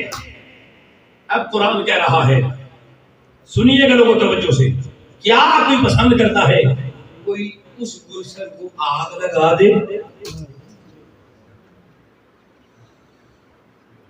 کوئی پسند کرتا ہے؟ تمہارا باغ تم پسند نہیں کرتے، یہ تو گلشن مصطفیٰ ہے یار، یہ گلشن خدا ہے۔ اللہ کیسے پسند کرے گا، مصطفیٰ کیسے پسند کرے گا، جس دین کے لیے 83 جنگوں کے بعد فتح مکہ کی صورت میں کائنات کے اللہ اعلان کر رہا ہے، الیوم اکملت لکم دینکم واتممت علیکم نعمتی ورضیت لکم الاسلام دینا۔ اللہ راضی ہو گیا ہے کہ میرے محبوب نے اپنی محنت سے کائنات کے ہر بات کا ہر پھول اٹھا کے اس گلشن اسلام کے اندر لگا دیا ہے۔ اب پیغمبر کے جانے کا وقت آ گیا ہے، اللہ کہہ رہا ہے نسل بڑی چھوٹی ہے، ہما ابن یا جیسے میرے محبوب نے کہا حسن حسین میرے بیٹے ہیں، ابھی بڑے چھوٹے ہیں۔ فرمایا سنا، کیا کوئی پسند کرتا ہے اس کو آگ لگ جائے اور وہ اولاد تکتی رہے؟ کذالک یبین اللہ لکم الآیات لعلکم تتفکرون۔ امت تجھے مخاطب کر کے کہا لعلکم تتفکرون، آؤ فکر لینا۔ جب رسول کائنات ظاہر دنیا سے چلے گئے، خلافت راشدہ کا حسین دور دنیا سے چلا گیا، اس کے بعد جب یزیدیت کی ہوائیں چلنا شروع ہوئی، یزید تخت پہ بیٹھا اور اس نے دین محمدی کے گلشن پہ لوگوں، وہ جو گلشن محمدی کا باغ محمد مصطفیٰ نے بڑی محنت سے لگایا تھا، یزید نے اس کو آگ لگانا چاہی۔ بتاؤ مدینہ طیبہ کو آگ لگی یا نہیں لگی؟ دور یزید میں کعبۃ اللہ کے خلاف جلے یا نہیں جلے؟ آگ لگی، مگر ابھی جب آگ لگانے کی تیاریاں شروع ہوئی، قوانین اسلام بدلے جا رہے تھے۔ دو پہلے پیغمبر نے ایک شخص کی نکاح میں ایک وقت میں رکھنا حرام قرار دی، مگر حرام زیادہ یزید اس کو درست سمجھتا تھا۔ وہ شراب پینا بھی درست سمجھتا تھا، زنا کرنا بھی درست سمجھتا تھا۔ وہ چاہتا یہ تھا کہ وہ جو رسول کی معصوم اولاد رہ گئی تھی اس کو راستے سے ہٹا دیا جائے تاکہ قرآن کے وارث دنیا میں ختم ہو جائیں اور پھر میری مرضی جیسے مرضی تشریح کرتے رہیں۔ پھر مجھے اس گلشن مصطفی کو تباہ کرنے کے بعد کوئی روکنے والا نہ ہوگا۔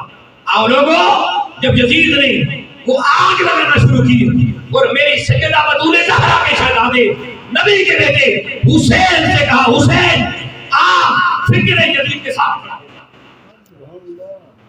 تیرے نانا کے گلشن کو بھی آگ بھی لگاؤں، تجھے بولنے کی اجازت بھی نہ ہو، میری رعایت کر لے۔ آؤ، بڑے نبی جب دنیا سے گئے، چھوٹی تھی اولاد، مگر بابا دنیا سے جائے وہ بڑا باغ جو لگاتا ہے، چھوٹے بچوں کو بھی گود میں بٹھا کے بتاتا ہے میرے بچوں، کسی کو بھلے چھوٹے ہوئے آگ لگانے کی اجازت نہیں دینا۔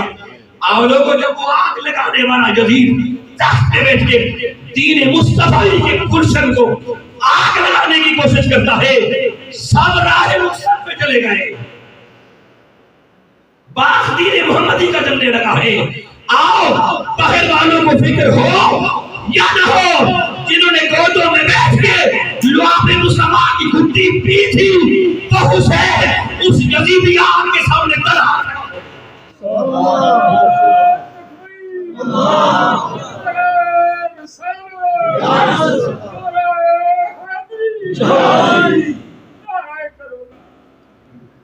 غزالے، میرے نانا نے بڑی محنت سے یہ باغ دین مصطفی کا لگایا ہے، نہیں اجڑنے دوں گا، میں تیری فکر کے ساتھ نہیں، اپنے نانا کی فکر کو حسینی فکر بنا کر قیامت تک کے اصول بنا دوں گا کہ حسینیوں سے محمد کی آگ سے پیار کرنے والوں گلشن مصطفیٰ کو جب بھی کوئی آگ لگانے والا یزیدی آئے، گھروں میں نہ بیٹھتے رہنا، دین مصطفیٰ مال مانگے مال قربان کرنا، اولاد مانگے اولاد۔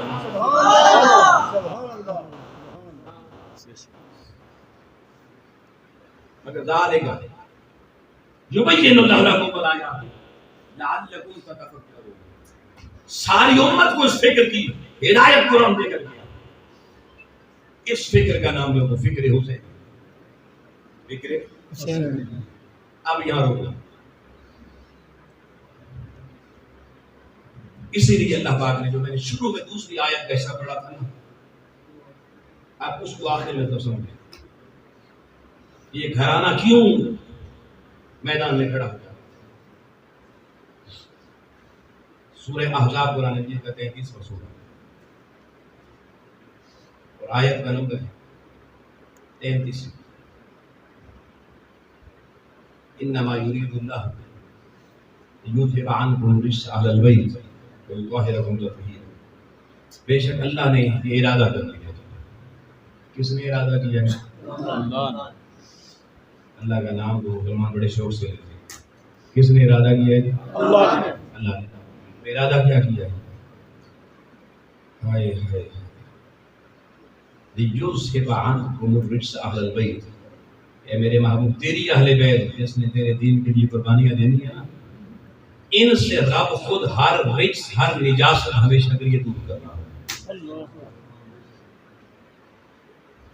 اب ارادہ رب کا ہے. کوئی کہہ سکتا ہے یہ ارادے کرتا ہوں ٹوٹ جاتے ہیں. اللہ نے ارادہ کیا ہے. اللہ نے یہ تو نہیں کہ میں نے عمل کر دیا. تو بندے اور مولا کے ارادے میں ہی بندہ ارادہ کرے پورا کرنے کے لیے ٹائم چاہیے، محنت چاہیے.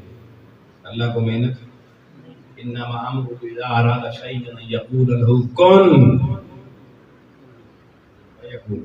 صرف کن کہہ دے اس کا ارادہ پایا تکمیل تک پہنچ جاتا. اس کو گھنٹے دن سال نہیں چاہیے. اللہ نے قرآن کی نص قدیمی کا ارادہ کر لیا ہے. ارادہ ہو گیا فیکون ہو گیا. کیا ہو گیا؟ نبی کی اہل بیت سے ہر نجاست اور پلیدی کو ہمیشہ کے لیے. بڑی خاص بات ہے اس میں لفظ استعمال کیا عنکم الرجس. فیکم الرجس نہیں کہا. یہ ہم لوگ کا اصول ہے. اب فیکم اور عنکم میں کیا فرق ہوتا ہے مختصراً سمجھا. فیکم کا معنی ہوتا ہے جو چیز بندے کے اندر موجود ہے. بندے کے اندر موجود ہے. جیسے وَاعْلَمُوا أَنَّ فِيكُمْ رَسُولَ اللَّهِ سورہ حجرات. جان لو رسول اللہ تمہارے اندر موجود ہے. النبی اولیٰ بالمؤمنین من انفسہم سورہ احزاب 30 آیت. فیکم جو چیز اندر ہو اور عنکم کا تعلق اندر سے نہیں ہوتا باہر سے ہوتا.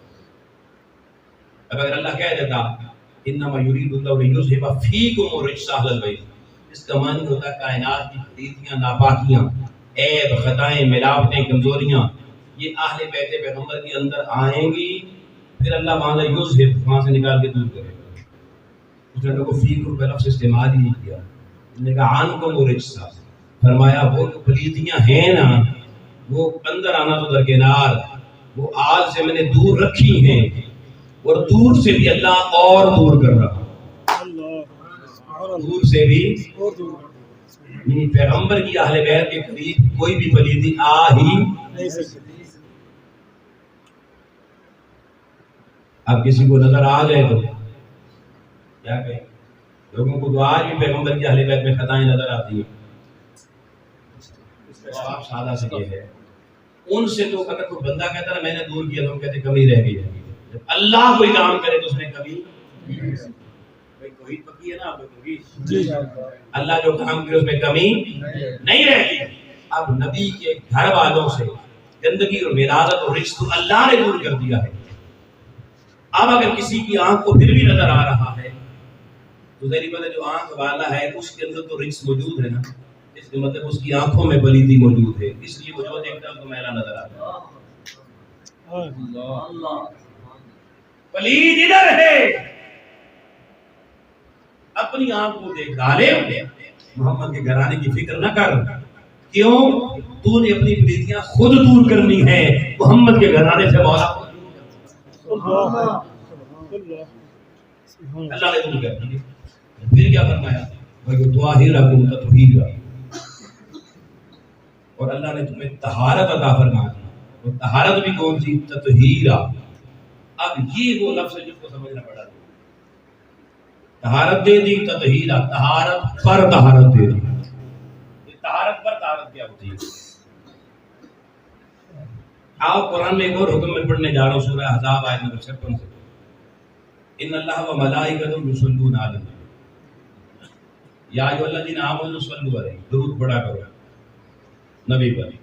سمپل حکم دے دیا درود کا، لیکن آگے حکم دینا تھا سلام کا. اسی انداز میں کہا سلموا تسلیما، سلام پڑھو، سلام پر سلام، سلام پر سلام کیا ہے. کہ سلام پڑھ کے چپ کر کے نہ بیٹھ جانا، بھی سلام پڑھ لیا پھر پڑھنا، پھر پڑھنا، پھر پڑھنا اور پڑھنا. اور تسلیما حد تک اس وقت تک پڑھنا جب تک حق ادا ہو جائے. اور حق ساری زندگی پڑھو گے پھر بھی ادا، یعنی زندگی کے ہر لمحے میں پڑھتے رہنا.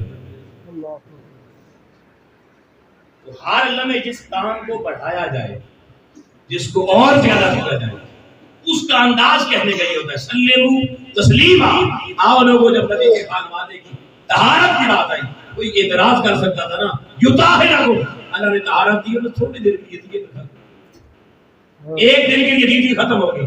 وہ حضور نے لے کے جانا تھا مباہلہ میں، بس اس نے دی تھی، اگلے دن ختم ہو گئی تھی. نا آؤ قرآن کے لفظ سمجھو. یطہرکم، اے اہل بیت پیغمبر، اللہ کی ذات کہہ رہی ہے میں نے تمہیں طہارت دے دی ہے تطہیرا. زمانہ جو آگے بڑھتا رہے گا، رب تمہاری طہارت بھی بڑھاتا رہے گا.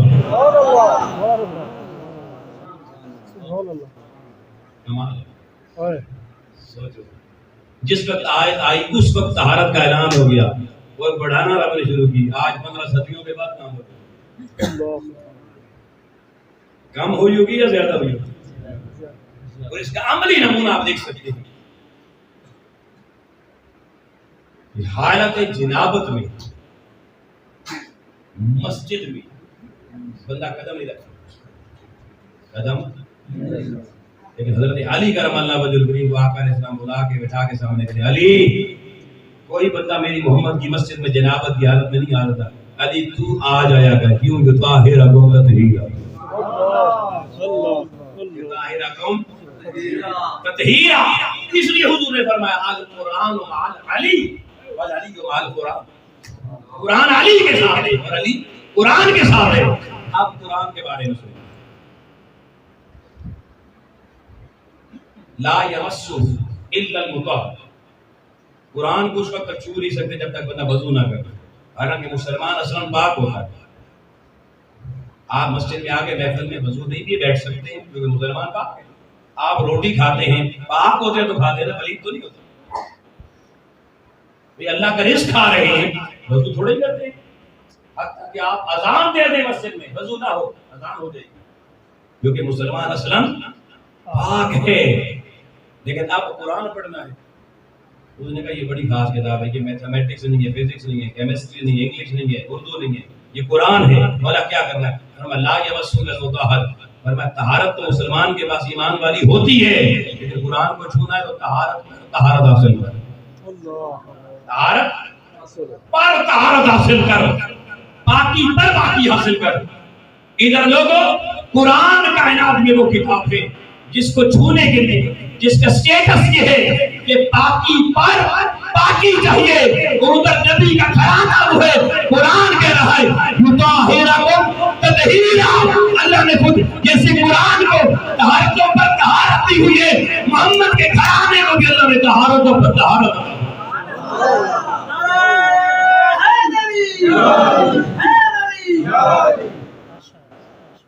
طہارت پر طہارت. اب آخری حدیث گفتگو روک. صحیح مسلم شریف کی حدیث مبارک، سنن ترمذی میں بھی موجود. آقا علیہ السلام نے فرمایا انی تارک فیکم الثقلین، میں تم میں دو بھاری بھاری بوجھ چھوڑ کے جا رہا ہوں.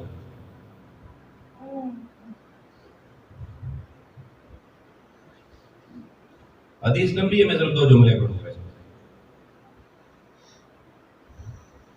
اول کتاب، پہلی چیز جو چھوڑ کے جا رہا ہوں اللہ کی کتاب قرآن، اور دوسری چیز بڑی طرح اہل بیت، دوسرا میری عزت، میری اہل بیت. یہ 2 چیزیں چھوڑ کے جا رہا. فرمایا انہما لن یتفرقا، یہ دو چیزیں کبھی جدا نہیں حتی یرد الیک الحوض، حتیٰ کہ حوض کوثر پہ محمد کے پاس سب سے پہلے قرآن اور میری اہل بیت اکٹھے آئیں گے. اتنے اکٹھے رہیں گے، زمانے گزریں گے، صدیاں گزریں گی، قیامتیں آ جائیں گی، مگر قرآن اور اہل بیت اکٹھے رہیں گے. ٹھیک ہے، حدیث مسلم میں بھی ترمذی میں بھی. اس میں حضور علیہ السلام نے ایک لفظ استعمال کیا کہ میں جو دو چیزیں چھوڑ کے جا رہا ہوں وہ ہیں ثقلین. ثقلین تثنیہ کا صیغہ ہے، اس کا واحد ہوتا ہے ثقل. ثقل کہتے ہیں بوجھ کو، وزن کو.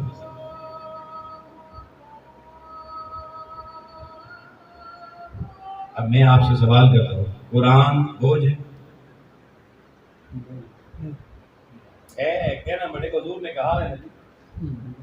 اہل بیت بھی بوجھ ہے، بھاری چیزیں ہیں، اور بھاری چیز اٹھانا، ہم تو ہلکی چیز بھی نہیں اٹھا رہے، بھاری کیسے اٹھائیں؟ حضور کہتے ہیں دونوں اٹھانی پڑے گی. لن تضلوا ما ان تمسکتم ببعض، میرے باپ جو ان دونوں سے جڑ کے رہے گا وہ کبھی گمراہ نہیں ہوگا. جو ان کا بوجھ اٹھا لے گا، برداشت کر لے گا، وہ گمراہی سے نجات پا لے گا، اور جو انہیں بوجھ سمجھ کے چھوڑ دے گا وہ گمراہ ہوگا. اب سوال یہ ہے کہ بندہ کہہ سکتا ہے جی قرآن کیسے بولے؟ سنیے بھائی، قرآن مجید میں نماز کا حکم 94 دفعہ میں بتا چکا ہوں. اگر جو نہیں نماز پڑھتے، کیوں نہیں پڑھتے؟ پڑھنے کا دل نہیں کرتا، بھاری ہے. بھاری چیز اٹھانے کا دل، سمجھ آ گئی؟ یعنی قرآن میں کئی حکم ایسے ہوں گے دل نہیں کرے گا، دل لیکن نجات اسے ملے گی. دل نہ بھی کرے پھر بھی اٹھائے، پھر بھی. اچھا قرآن میں کئی حکم ایسے ہوں گے قرآن کہے گا نہیں کرنے، جیسے جھوٹے پر اللہ کی لعنت ہے، نہیں جھوٹ بولنا. دل کرے گا بولنے کا، اب بوجھ بڑا دل پہ بنے گا. کھانا ہضم جو نہیں ہوتا بعض لوگوں کا، غیبت نہ کریں، کسی کی چغلی نہ کریں، دو بندوں میں لڑائی نہ کرنا. قرآن کہتا ہے یہ کام نہیں کرنے. میں بوجھ بنتا رہے، ہارٹ اٹیک تجھے مر جانا، مگر قرآن کا حکم نہیں توڑنا. اگر تجھے اس طرح موت بھی آئے گی کوئی بات نہیں، اللہ نجات کا پروانہ دے. قرآن کے احکامات امر اور نہی کے بوجھ بنتے ہیں طبیعت پہ، مگر بوجھ بنے یا نہ بنے ہر دو صورتوں میں بوجھ اٹھانا پڑے گا. بولیے نا کہ بوجھ اٹھانا پڑے گا. یاد کر لو یہ جملہ، قرآن کا کوئی حکم امر ہو یا نہیں ہو، بوجھ بنے یا نہ بنے، ہر حال میں یہ بوجھ امت کو اٹھانا پڑے گا. دوسرا فرمایا دوسرا بوجھ ثقلین، ایک ثقل نہیں ثقلین، دو بوجھ چھوڑ کے جا رہا ہوں. دوسرا فرمایا اہل بیت، لیکن ایک رتی پہلے گا، یہ میری عزت ہے. فرمایا محمد کی عزت ڈھونڈتی ہو تو اہل بیت کو دیکھو، یہ محمد کی عزت. تم اپنی اپنی عزتیں گھر میں ڈھونڈتے ہو، فرمایا یہ محمد کی عزت ہے. اور محمد کی جو عزت کرنا چاہتا ہے پھر اسے محمد کی اہل بیت سے مودت کرنی پڑے گی. اب کسی کا دل اہل بیت سے پیار کرنے کا چاہے گا، کسی کا نہیں چاہے گا. فرمایا کسی دل پر علی بوجھ بھی بنتا ہے، میری فاطمہ بوجھ بھی بنتی ہیں، حسن و حسین بوجھ بھی بنتے ہیں. قرآن اگر بوجھ ہونے کے باوجود اٹھانا پڑے گا تو اہل بیت دل مانے یا نہ مانے، زبردستی دل پہ بڑا پتھر رکھ کے بڑے کشمیر کی وادیوں سے اٹھائیں. ارے دل پر پتھر رکھ کے محمد کی آل سے پیار پھر بھی کرنا، پھر بھی پیار کرنا پڑے گا. ارے یہاں جاتے جاتے بتا تو ثقلین، یہ تسلیہ کا صیغہ. اور اس پہ میں تفصیلی گفتگو کر سکتا ہوں پر ٹائم نہیں ہے، 5 والا بھی فکر کرا سکتا ہوں. عربی زبان میں تسنیہ کا صیغہ بے معنی نہیں ہوتا. عربی بہت زبردست زبان ہے، معروف زبان ہے. اب یہ جو صیغہ ہے نا تسنیہ کا، ثقلین، اسی صیغے پہ الفاظ ہونا، ثقلین، سبتین، حسنین، نعلین، ظہرین، مغربین، رجلین، یہ سارے اسی وزن میں لفظ ہیں. عربی میں واحد سے تسنیہ بنانے کا اصول یہ ہوتا ہے کہ واحد کے آخری حرف کے اوپر آپ صرف آسانی سے بنا لیں گے. میں بتا رہا ہوں، آخری حرف کے اوپر پیش لگائیں، آگے چھوٹی یہ لگا کے نون لگا دیں. رجل آدمی، رجلین، لام پہ زبر لگائیں، آگے یہ چھوٹی لگائیں، نون لگائیں، لام زبر یہ نون، لین، رجلین، 2 آدمی. جوتا نعل، دو جوتے، نا لین، لام پہ زبر یہ نون لگا، نا لین. ظہر ایک ظہر کی نماز، دو ظہر کی نماز، ظہرین وہی قاعدہ، ظہرین مغرب مغربین، سمجھ آ گئی بات. صرف ایک نماز تھا، دو نمازیں صرف تین،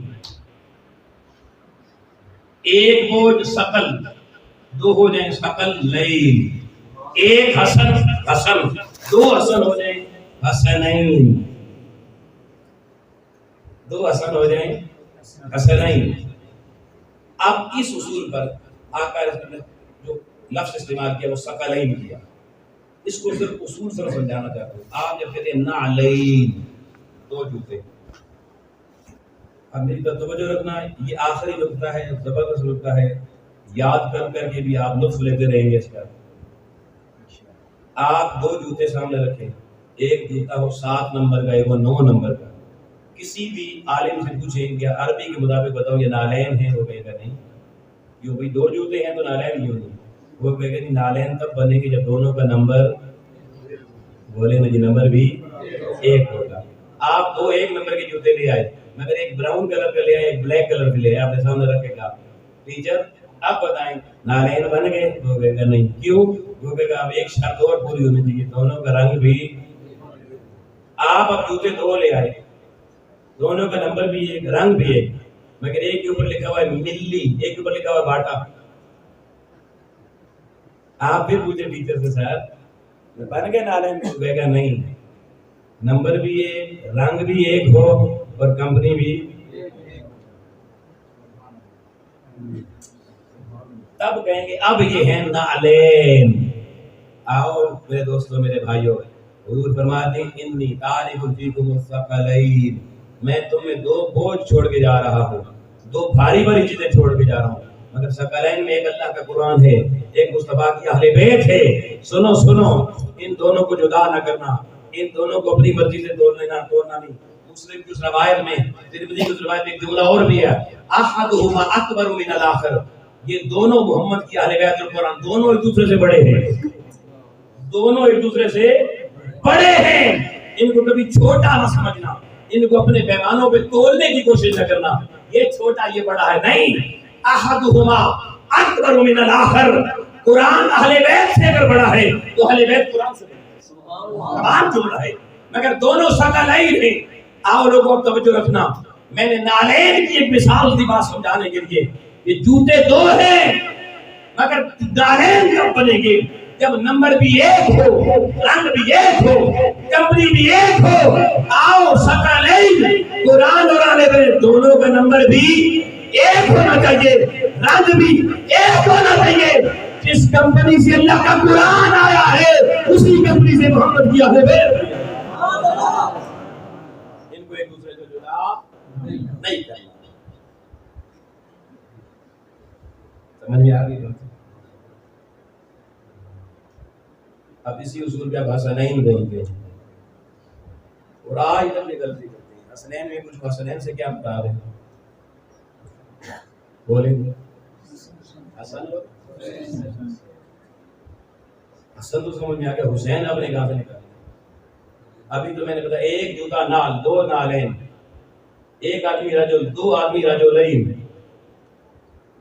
ایک حسن اکیلا حسن، دو حسن ملیں، دو حسن ملیں، تسنیہ کا صیغہ بنو، کیا بنے گا؟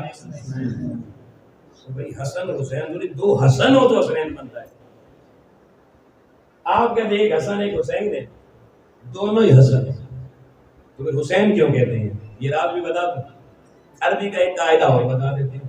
لوگ کہتے ہیں منہاج القرآن میں جی عربی میں نہیں پڑھائی جاتی جی تفسیر قرآن. بابا کبھی منہاج القرآن کے دروازے پہ آپ مجھے بتائیں کیسے پڑھائی جاتی ہے. علامہ وحید شریف صاحب، حسین سارے دنیا کہتے ہیں، عربی میں حسین اس میں تصغیر ہے، الگ سے کوئی اسم نہیں ہے. سننا کیسے حسن. اب میں بلکہ ایک اور مثال، اچھا اس کو میں بتا دوں، عربی میں اس میں تصغیر بنانے کا طریقہ. اب اردو میں ہوتا نا کہ پگڑ کسی نے پہنا ہوا، پگڑی، اس کا اس میں تصغیر بن گیا، کیسے ہوتا ہے؟ عربی میں اس کے لیے وزن ہوتا ہے، عربی میں ہر لفظ کے اوزان ہوتے ہیں. عربی میں کسی اسم کا اسم تصغیر بنانا تو اسے فعائل کے وزن پہ لے جاتی ہے، فعائل کا وزن۔ یہ 9 وزن ہوتے ہیں، سمجھ آتے ساری عربی گرامر آسان ہو جاتی ہے، اتنی مشکل ہی بھی لوگوں نے سمجھ لی تھے۔ ٹوٹل 9 قاعدے ہیں، 9 وزن ہیں۔ فعائل ایسے ایک آدمی ہے رجل، ایک اس کا دوسرا آدمی ہے چھوٹا ہے، اس کا آپ نے اسم تصغیر بنانا ہے تو فعائل کے وزن پہ لے جائیں، پہلے حرف کے اوپر پیش لے آئے، رجل سے را پیش ہوگی، ٹھیک ہے، رک، اور دوسرا رجل۔ اب آپ نے فعائل دوسرے حرف کے اوپر زبر لانی ہے، آگے یہ لانی ہے، زبر اور آگے یہ لانی ہے، تو رجل سے رجیل ہو جائے گا، رجیل، یہ چھوٹا آدمی۔ عمر، عمر، عمر کا اسم تصغیر کو یہ بناؤ تو عمر پہلے حرف پہ پیش موجود ہے، دوسرے حرف پہ میم پہ زبر لگا کے چھوٹی یہ لگا کے امیر، کیا بنے گا؟ تو معنی کیا ہوگا؟ عمر بڑا عمر، امیر چھوٹا عمر، اس میں تصغیر بن گیا۔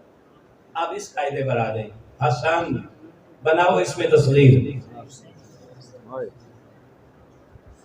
حسن کا جب اس میں تصغیر بناتے ہیں تو حسن کی ہے پہ پیش لانی پڑے گی، دوسرے حرف سین پر زبر کے ساتھ آگے یہ چھوٹی لگانی پڑے گی، اور پھر نون اپنی جگہ پہ رہے گا۔ تو حسن کو لوگوں جب ہم نے بنایا اس میں تصغیر تو بن گیا حسین، تھا حسن ہی مگر کہ تھا چھوٹا بھائی، اس کے چھوٹا بھائی ہونے کی وجہ سے عربی کی خوبصورتی دیکھیں، اس نے کہا دونوں میں فرق کیسے کرو گے، اس میں تصغیر بنا دو، ایک رہ گیا حسن تو چھوٹا تھا وہ بن گیا حسین، اب دونوں حسن ملے بن گیا حسنین، کیا بن گیا؟ حسنین۔ آؤ لوگوں بات ختم کریں۔ آقا علیہ الصلوۃ والسلام نے فرمایا، ترمذی شریف کی حدیث ہے، یہ حسین منی وانا من الحسین، 3572 حدیث کا نمبر 3500 کہ حسین مجھ سے میں حسین سے، حسین مجھ سے میں حسین سے۔ کس نے کہا؟ حضور علیہ السلام نے کہا۔ اگلا جملہ سننا، اب حضور علیہ السلام نے اس کو پوری امت کے لیے مشروط کر دیا، ایک بات سننا جی بڑی توجہ سے، حدیث کا جملہ ہے، حدیث کا حوالہ دے چکا ہوں، آقا نے فرمایا، اس کے بعد حضور نے دعا کی، جملہ کہہ دیا، حسین گود میں بیٹھے ہیں، آقا کہہ رہے ہیں حسین مجھ سے ہے میں حسین سے ہوں۔ اب فرمایا احب اللہ من احب حسین، اللہ تو نے صرف اس سے محبت کرنی ہے جو میرے حسین سے محبت کرنی ہے۔ کنڈیشنل ہو گیا، حضور اللہ کو کہہ رہے ہیں اللہ تو نے اس سے محبت کرنی ہے جو حسین سے محبت کرے گا۔ اہل سنت کے لوگوں اگر تم کہتے ہو اللہ کے رسول اللہ کے محبوب ہیں اور محبوبوں کی باتیں وہ مانا کرتے ہیں تو رسول اللہ سے کہہ رہے ہیں مولا اس سے محبت کر جو میرے حسین سے محبت کرے۔ بتاؤ قیامت تک یہ اصول بن گیا یا نہیں بن گیا؟ جو حسین سے محبت کرے گا کائنات کا رب بھی اسی سے محبت کرے گا، بے شک بے شک، وہ جو حسین سے جنگ کرے گا کائنات کا رب بھی اس سے جنگ کرے گا۔ تو کربلا میں اللہ نے محبت کس سے کی؟ نہیں یار حسین سے، اتنا میں نے خوبصورت حسین کی تصویر کی، پھر بھی نام ہے حسین تو نام نہیں نکلے حسین سے۔ حضور کی حدیث کے مطابق کربلا میں لوگوں اللہ کی محبت حسین کے ساتھ تھی اور اللہ کی جنگ کس سے تھی؟ یزید۔ اب جو کہے یزید کو بھی مسلمان مانا، پھر اس کی توحید کے بارے میں کیا کہا؟ اس کی پوری حدیث میں پوری ایک جملہ ہو رہا ہے، پھر حضور نے فرمایا الحسین صبت من الاسباب۔ اب ترجمے والوں نے سیدھا لکھ دیا کہ حسین نواسوں میں سے میرا ایک نواسا ہے، یہ بتانے کی ضرورت ہے، یہ کیا کسی کو نہیں پتا تھا کہ محمد کا نواسا حسین؟ البدایہ والنہایہ حافظ ابن کثیر کی کتاب ہے اور یہ غرائب الحدیث کی بڑی خاص کتاب ہے، یہ اس کا وضاحت وقت میں آخری جملے دے رہا ہوں پیغام کے بعد۔ وہ البدایہ والنہایہ کی جلد 2 کے صفحہ نمبر 220 کے اوپر لکھتے ہیں کہ لوگوں صرف معنی، یہ کثیر المعانی لفظ ہے اور اس کا ایک معنی یہ ہوتا ہے، اب ان کا میں انہی کا جملہ پڑھ لوں، ای امت من الامم عن الخیر، کہتے ہیں کہ صرف کہتے ہیں امتوں میں سے اس ایک امت کو جو خیر پر ہو، اس ایک امتوں میں سے اس ایک امت کو سبت کہتے ہیں جو خیر پر ہو، بھلائی پر ہو، حق پر ہو. حافظ ابن کثیر کا عقیدہ بتا رہا. آپ بتانا یہ چاہتے ہیں کہ حضور نے فرمایا کہ حسین سبت من الاسباط، حسین سبتوں میں سے میرا ایک سبت ہے، یعنی حسین امتوں میں سے ایک پوری امت ہے. اللہ اور کون سی امت ہے؟ سبت کس کو کہتے ہیں؟ ایو امت من الامم عن الخیر، وہ امتوں میں سے امت جو حق پر ہو. تو کربلا کے مسافر کے بارے میں میرے محبوب کون میں بتا گئے نواسے کائنات کے بڑے ہوں گے، مگر میرے حسین کو صرف نواسا نہیں سمجھنا. میرا حسین وقت آئے گا پوری امت الگ بن کے کھڑا ہوگا. تنہا میری ساری امت کا نمائندہ کربلا میں ہم دیکھنا چاہیں تو پوری امت صرف حسین پر کے سامنے آئے گا، اور قیامت تک پوری امت کا نمائندہ میرا حسین. سبحان اللہ سبحان اللہ. اس لیے قرآن نے کہہ دیا سورہ بقرہ آیت نمبر 153 کے اندر، یا ایھا الذین آمنوا استعینوا بالصبر والصلاۃ ان اللہ مع الصابرین. ایمان والو اللہ سے مدد قیامت تک ملے گی. دو شرطیں پوری کرنے تھے، پہلی شرط ہے صبر، دوسری ہے نماز. مگر ان اللہ مع الصابرین، اللہ کس کے ساتھ ہے؟ صبر کرو. اصول کیا تھا کہ دو چیزوں کا ذکر ہے، صبر کرو، نماز پڑھو، پھر اللہ کی مدد ملے گی. آیت یوں ہونی چاہیے تھی ان اللہ مع الصابرین والمصلین، اللہ نمازیوں کے ساتھ بھی صبر کرنے والوں کے ساتھ. مولا نے شرطیں دو رکھی اور آگے ایک جزا دینے کی بات آئی تو کہا ان اللہ مع الصابرین، اللہ صرف صبر کرنے والوں کے ساتھ. نمازی کدھر گئے؟ ہمارے تو مولوی صاحب ساری زندگی نماز کا درس دیتے رہے. بچپن میں 4 سال کی عمر تھی، بابے نے انگلی سے پکڑ کے مولوی کے سامنے بٹھا دیا، نماز سکھاؤ. زندگی میں کسی باپ نے بیٹے کو کسی استاد کے پاس نہیں بھیجا اس کو صبر سکھاؤ. اور اللہ تو کہہ رہا ہے میں نمازیوں کے ساتھ نہیں، میں صبر کرنے والوں کے ساتھ ہوں. اور میں اگر میں قرآن میں یہ کہہ دیتا قیامت تک یزیدیوں کی نسل کہتی رہتی، قیامت میں ہمارے بابوں نے نمازیں پڑھی تھی، کربلا میں نمازیں پڑھی تھی، اللہ ان کے ساتھ. انہوں نے کہا میں اصول بدل رہا ہوں، شرطیں دو ہیں، صبر اور نماز، مگر اللہ ان کے ساتھ کھڑا ہوگا. اللہ کو بھی صف میں تلاش کرنا ہے. ان اللہ مع الصابرین، تاکہ ادھر صبر والوں کی صف ہوگی، ادھر اللہ کی ذات ہوگی. میں پوچھوں لوگوں کربلا میں ایک طرف لشکر ہے، ایک طرف معصوم اصغر ہے، صبر کے صف میں صبر آپ کو صف حسین میں نظر آئے گا، کیونکہ وہ صبر والے ہوتے تو نبی کے نوازے کا سر قلم ان کے وجودوں پہ گھوڑے نہ دوڑاتے. انہوں نے بے صبری کر کے بتا دیا اللہ ان کے ساتھ نہیں ہے. اللہ نے قرآن میں بتا دیا مجھے تلاش کرنا ہے، صبر ڈھونڈو کس کی؟ صابرین، صبر کرنے والوں کی. سو لوگوں کربلا قیامت تک یہ فیصلہ کوئی کا بن گیا کہ صبر والے محمد رسول اللہ کا خانوادہ تھا، اور اللہ کہہ رہا ہے میں صبر کرنے والوں کے ساتھ ہوں. پتہ چل گیا کربلا میں بھی اللہ کی ذات حسین کے ساتھ تھی، آج بھی اللہ کی ذات حسینیوں کے ساتھ ہے، قیامت میں بھی اللہ کی ذات سب حسین. آؤ حسین کی صف ڈھونڈو. منہاج القرآن دنیا کو صرف ایک ہی پیغام دے رہا ہے، حسین کی صف ڈھونڈو. جدھر حسینی صف ہوگی اسی حسینی صف میں صبر ملے گا، اور جدھر صبر ملے گا تو ذات خدا ملے گی. اور بندہ مسلمان کا آخری ٹارگٹ اللہ کی معرفت، اللہ کی توحید ہے. جانے کا راستہ یہ ہے کہ تمہیں صابروں کی صف چاہیے. کربلا سے طے آ گیا وہ صف حسین کے قیامت تک. اب جو اس صف میں نظر آتا چلا جائے گا وہ صابروں کی صف میں شامل ہوگا، اور جو صابروں کی صف میں شامل ہوگا اللہ کی تلاش کرنے والوں کو اللہ ہر کی ذات صابر والے صبر کرنے والوں کے ساتھ ملے گی. آؤ میں حاضر قرآن کی تمہیں درس دے رہی ہے. لوگوں اس سے پہلے کی زندگی تمام ہو جائے، خود بھی ان صبر والوں کے ساتھ آ جائے، اپنی نسلوں کو بھی پیغام دو. مولوی جو مرضی تقریر کرتا رہے، ایک ہی جملہ سے یاد کرو اپنے بچوں کو، ان اللہ مع الصابرین. اور کربلا میں صابر بھی جدھر صابر تھے وہ ہمارا ایمان اور ہمارا عقیدہ ہے. ہمیں کسی اور عقیدے میں نہ تولو. میں تو کہتا ہوں کربلا کے بعد عقیدے دو ہی ہیں، ایک عقیدہ حسینی ہے، دوسرا یزیدی ہے.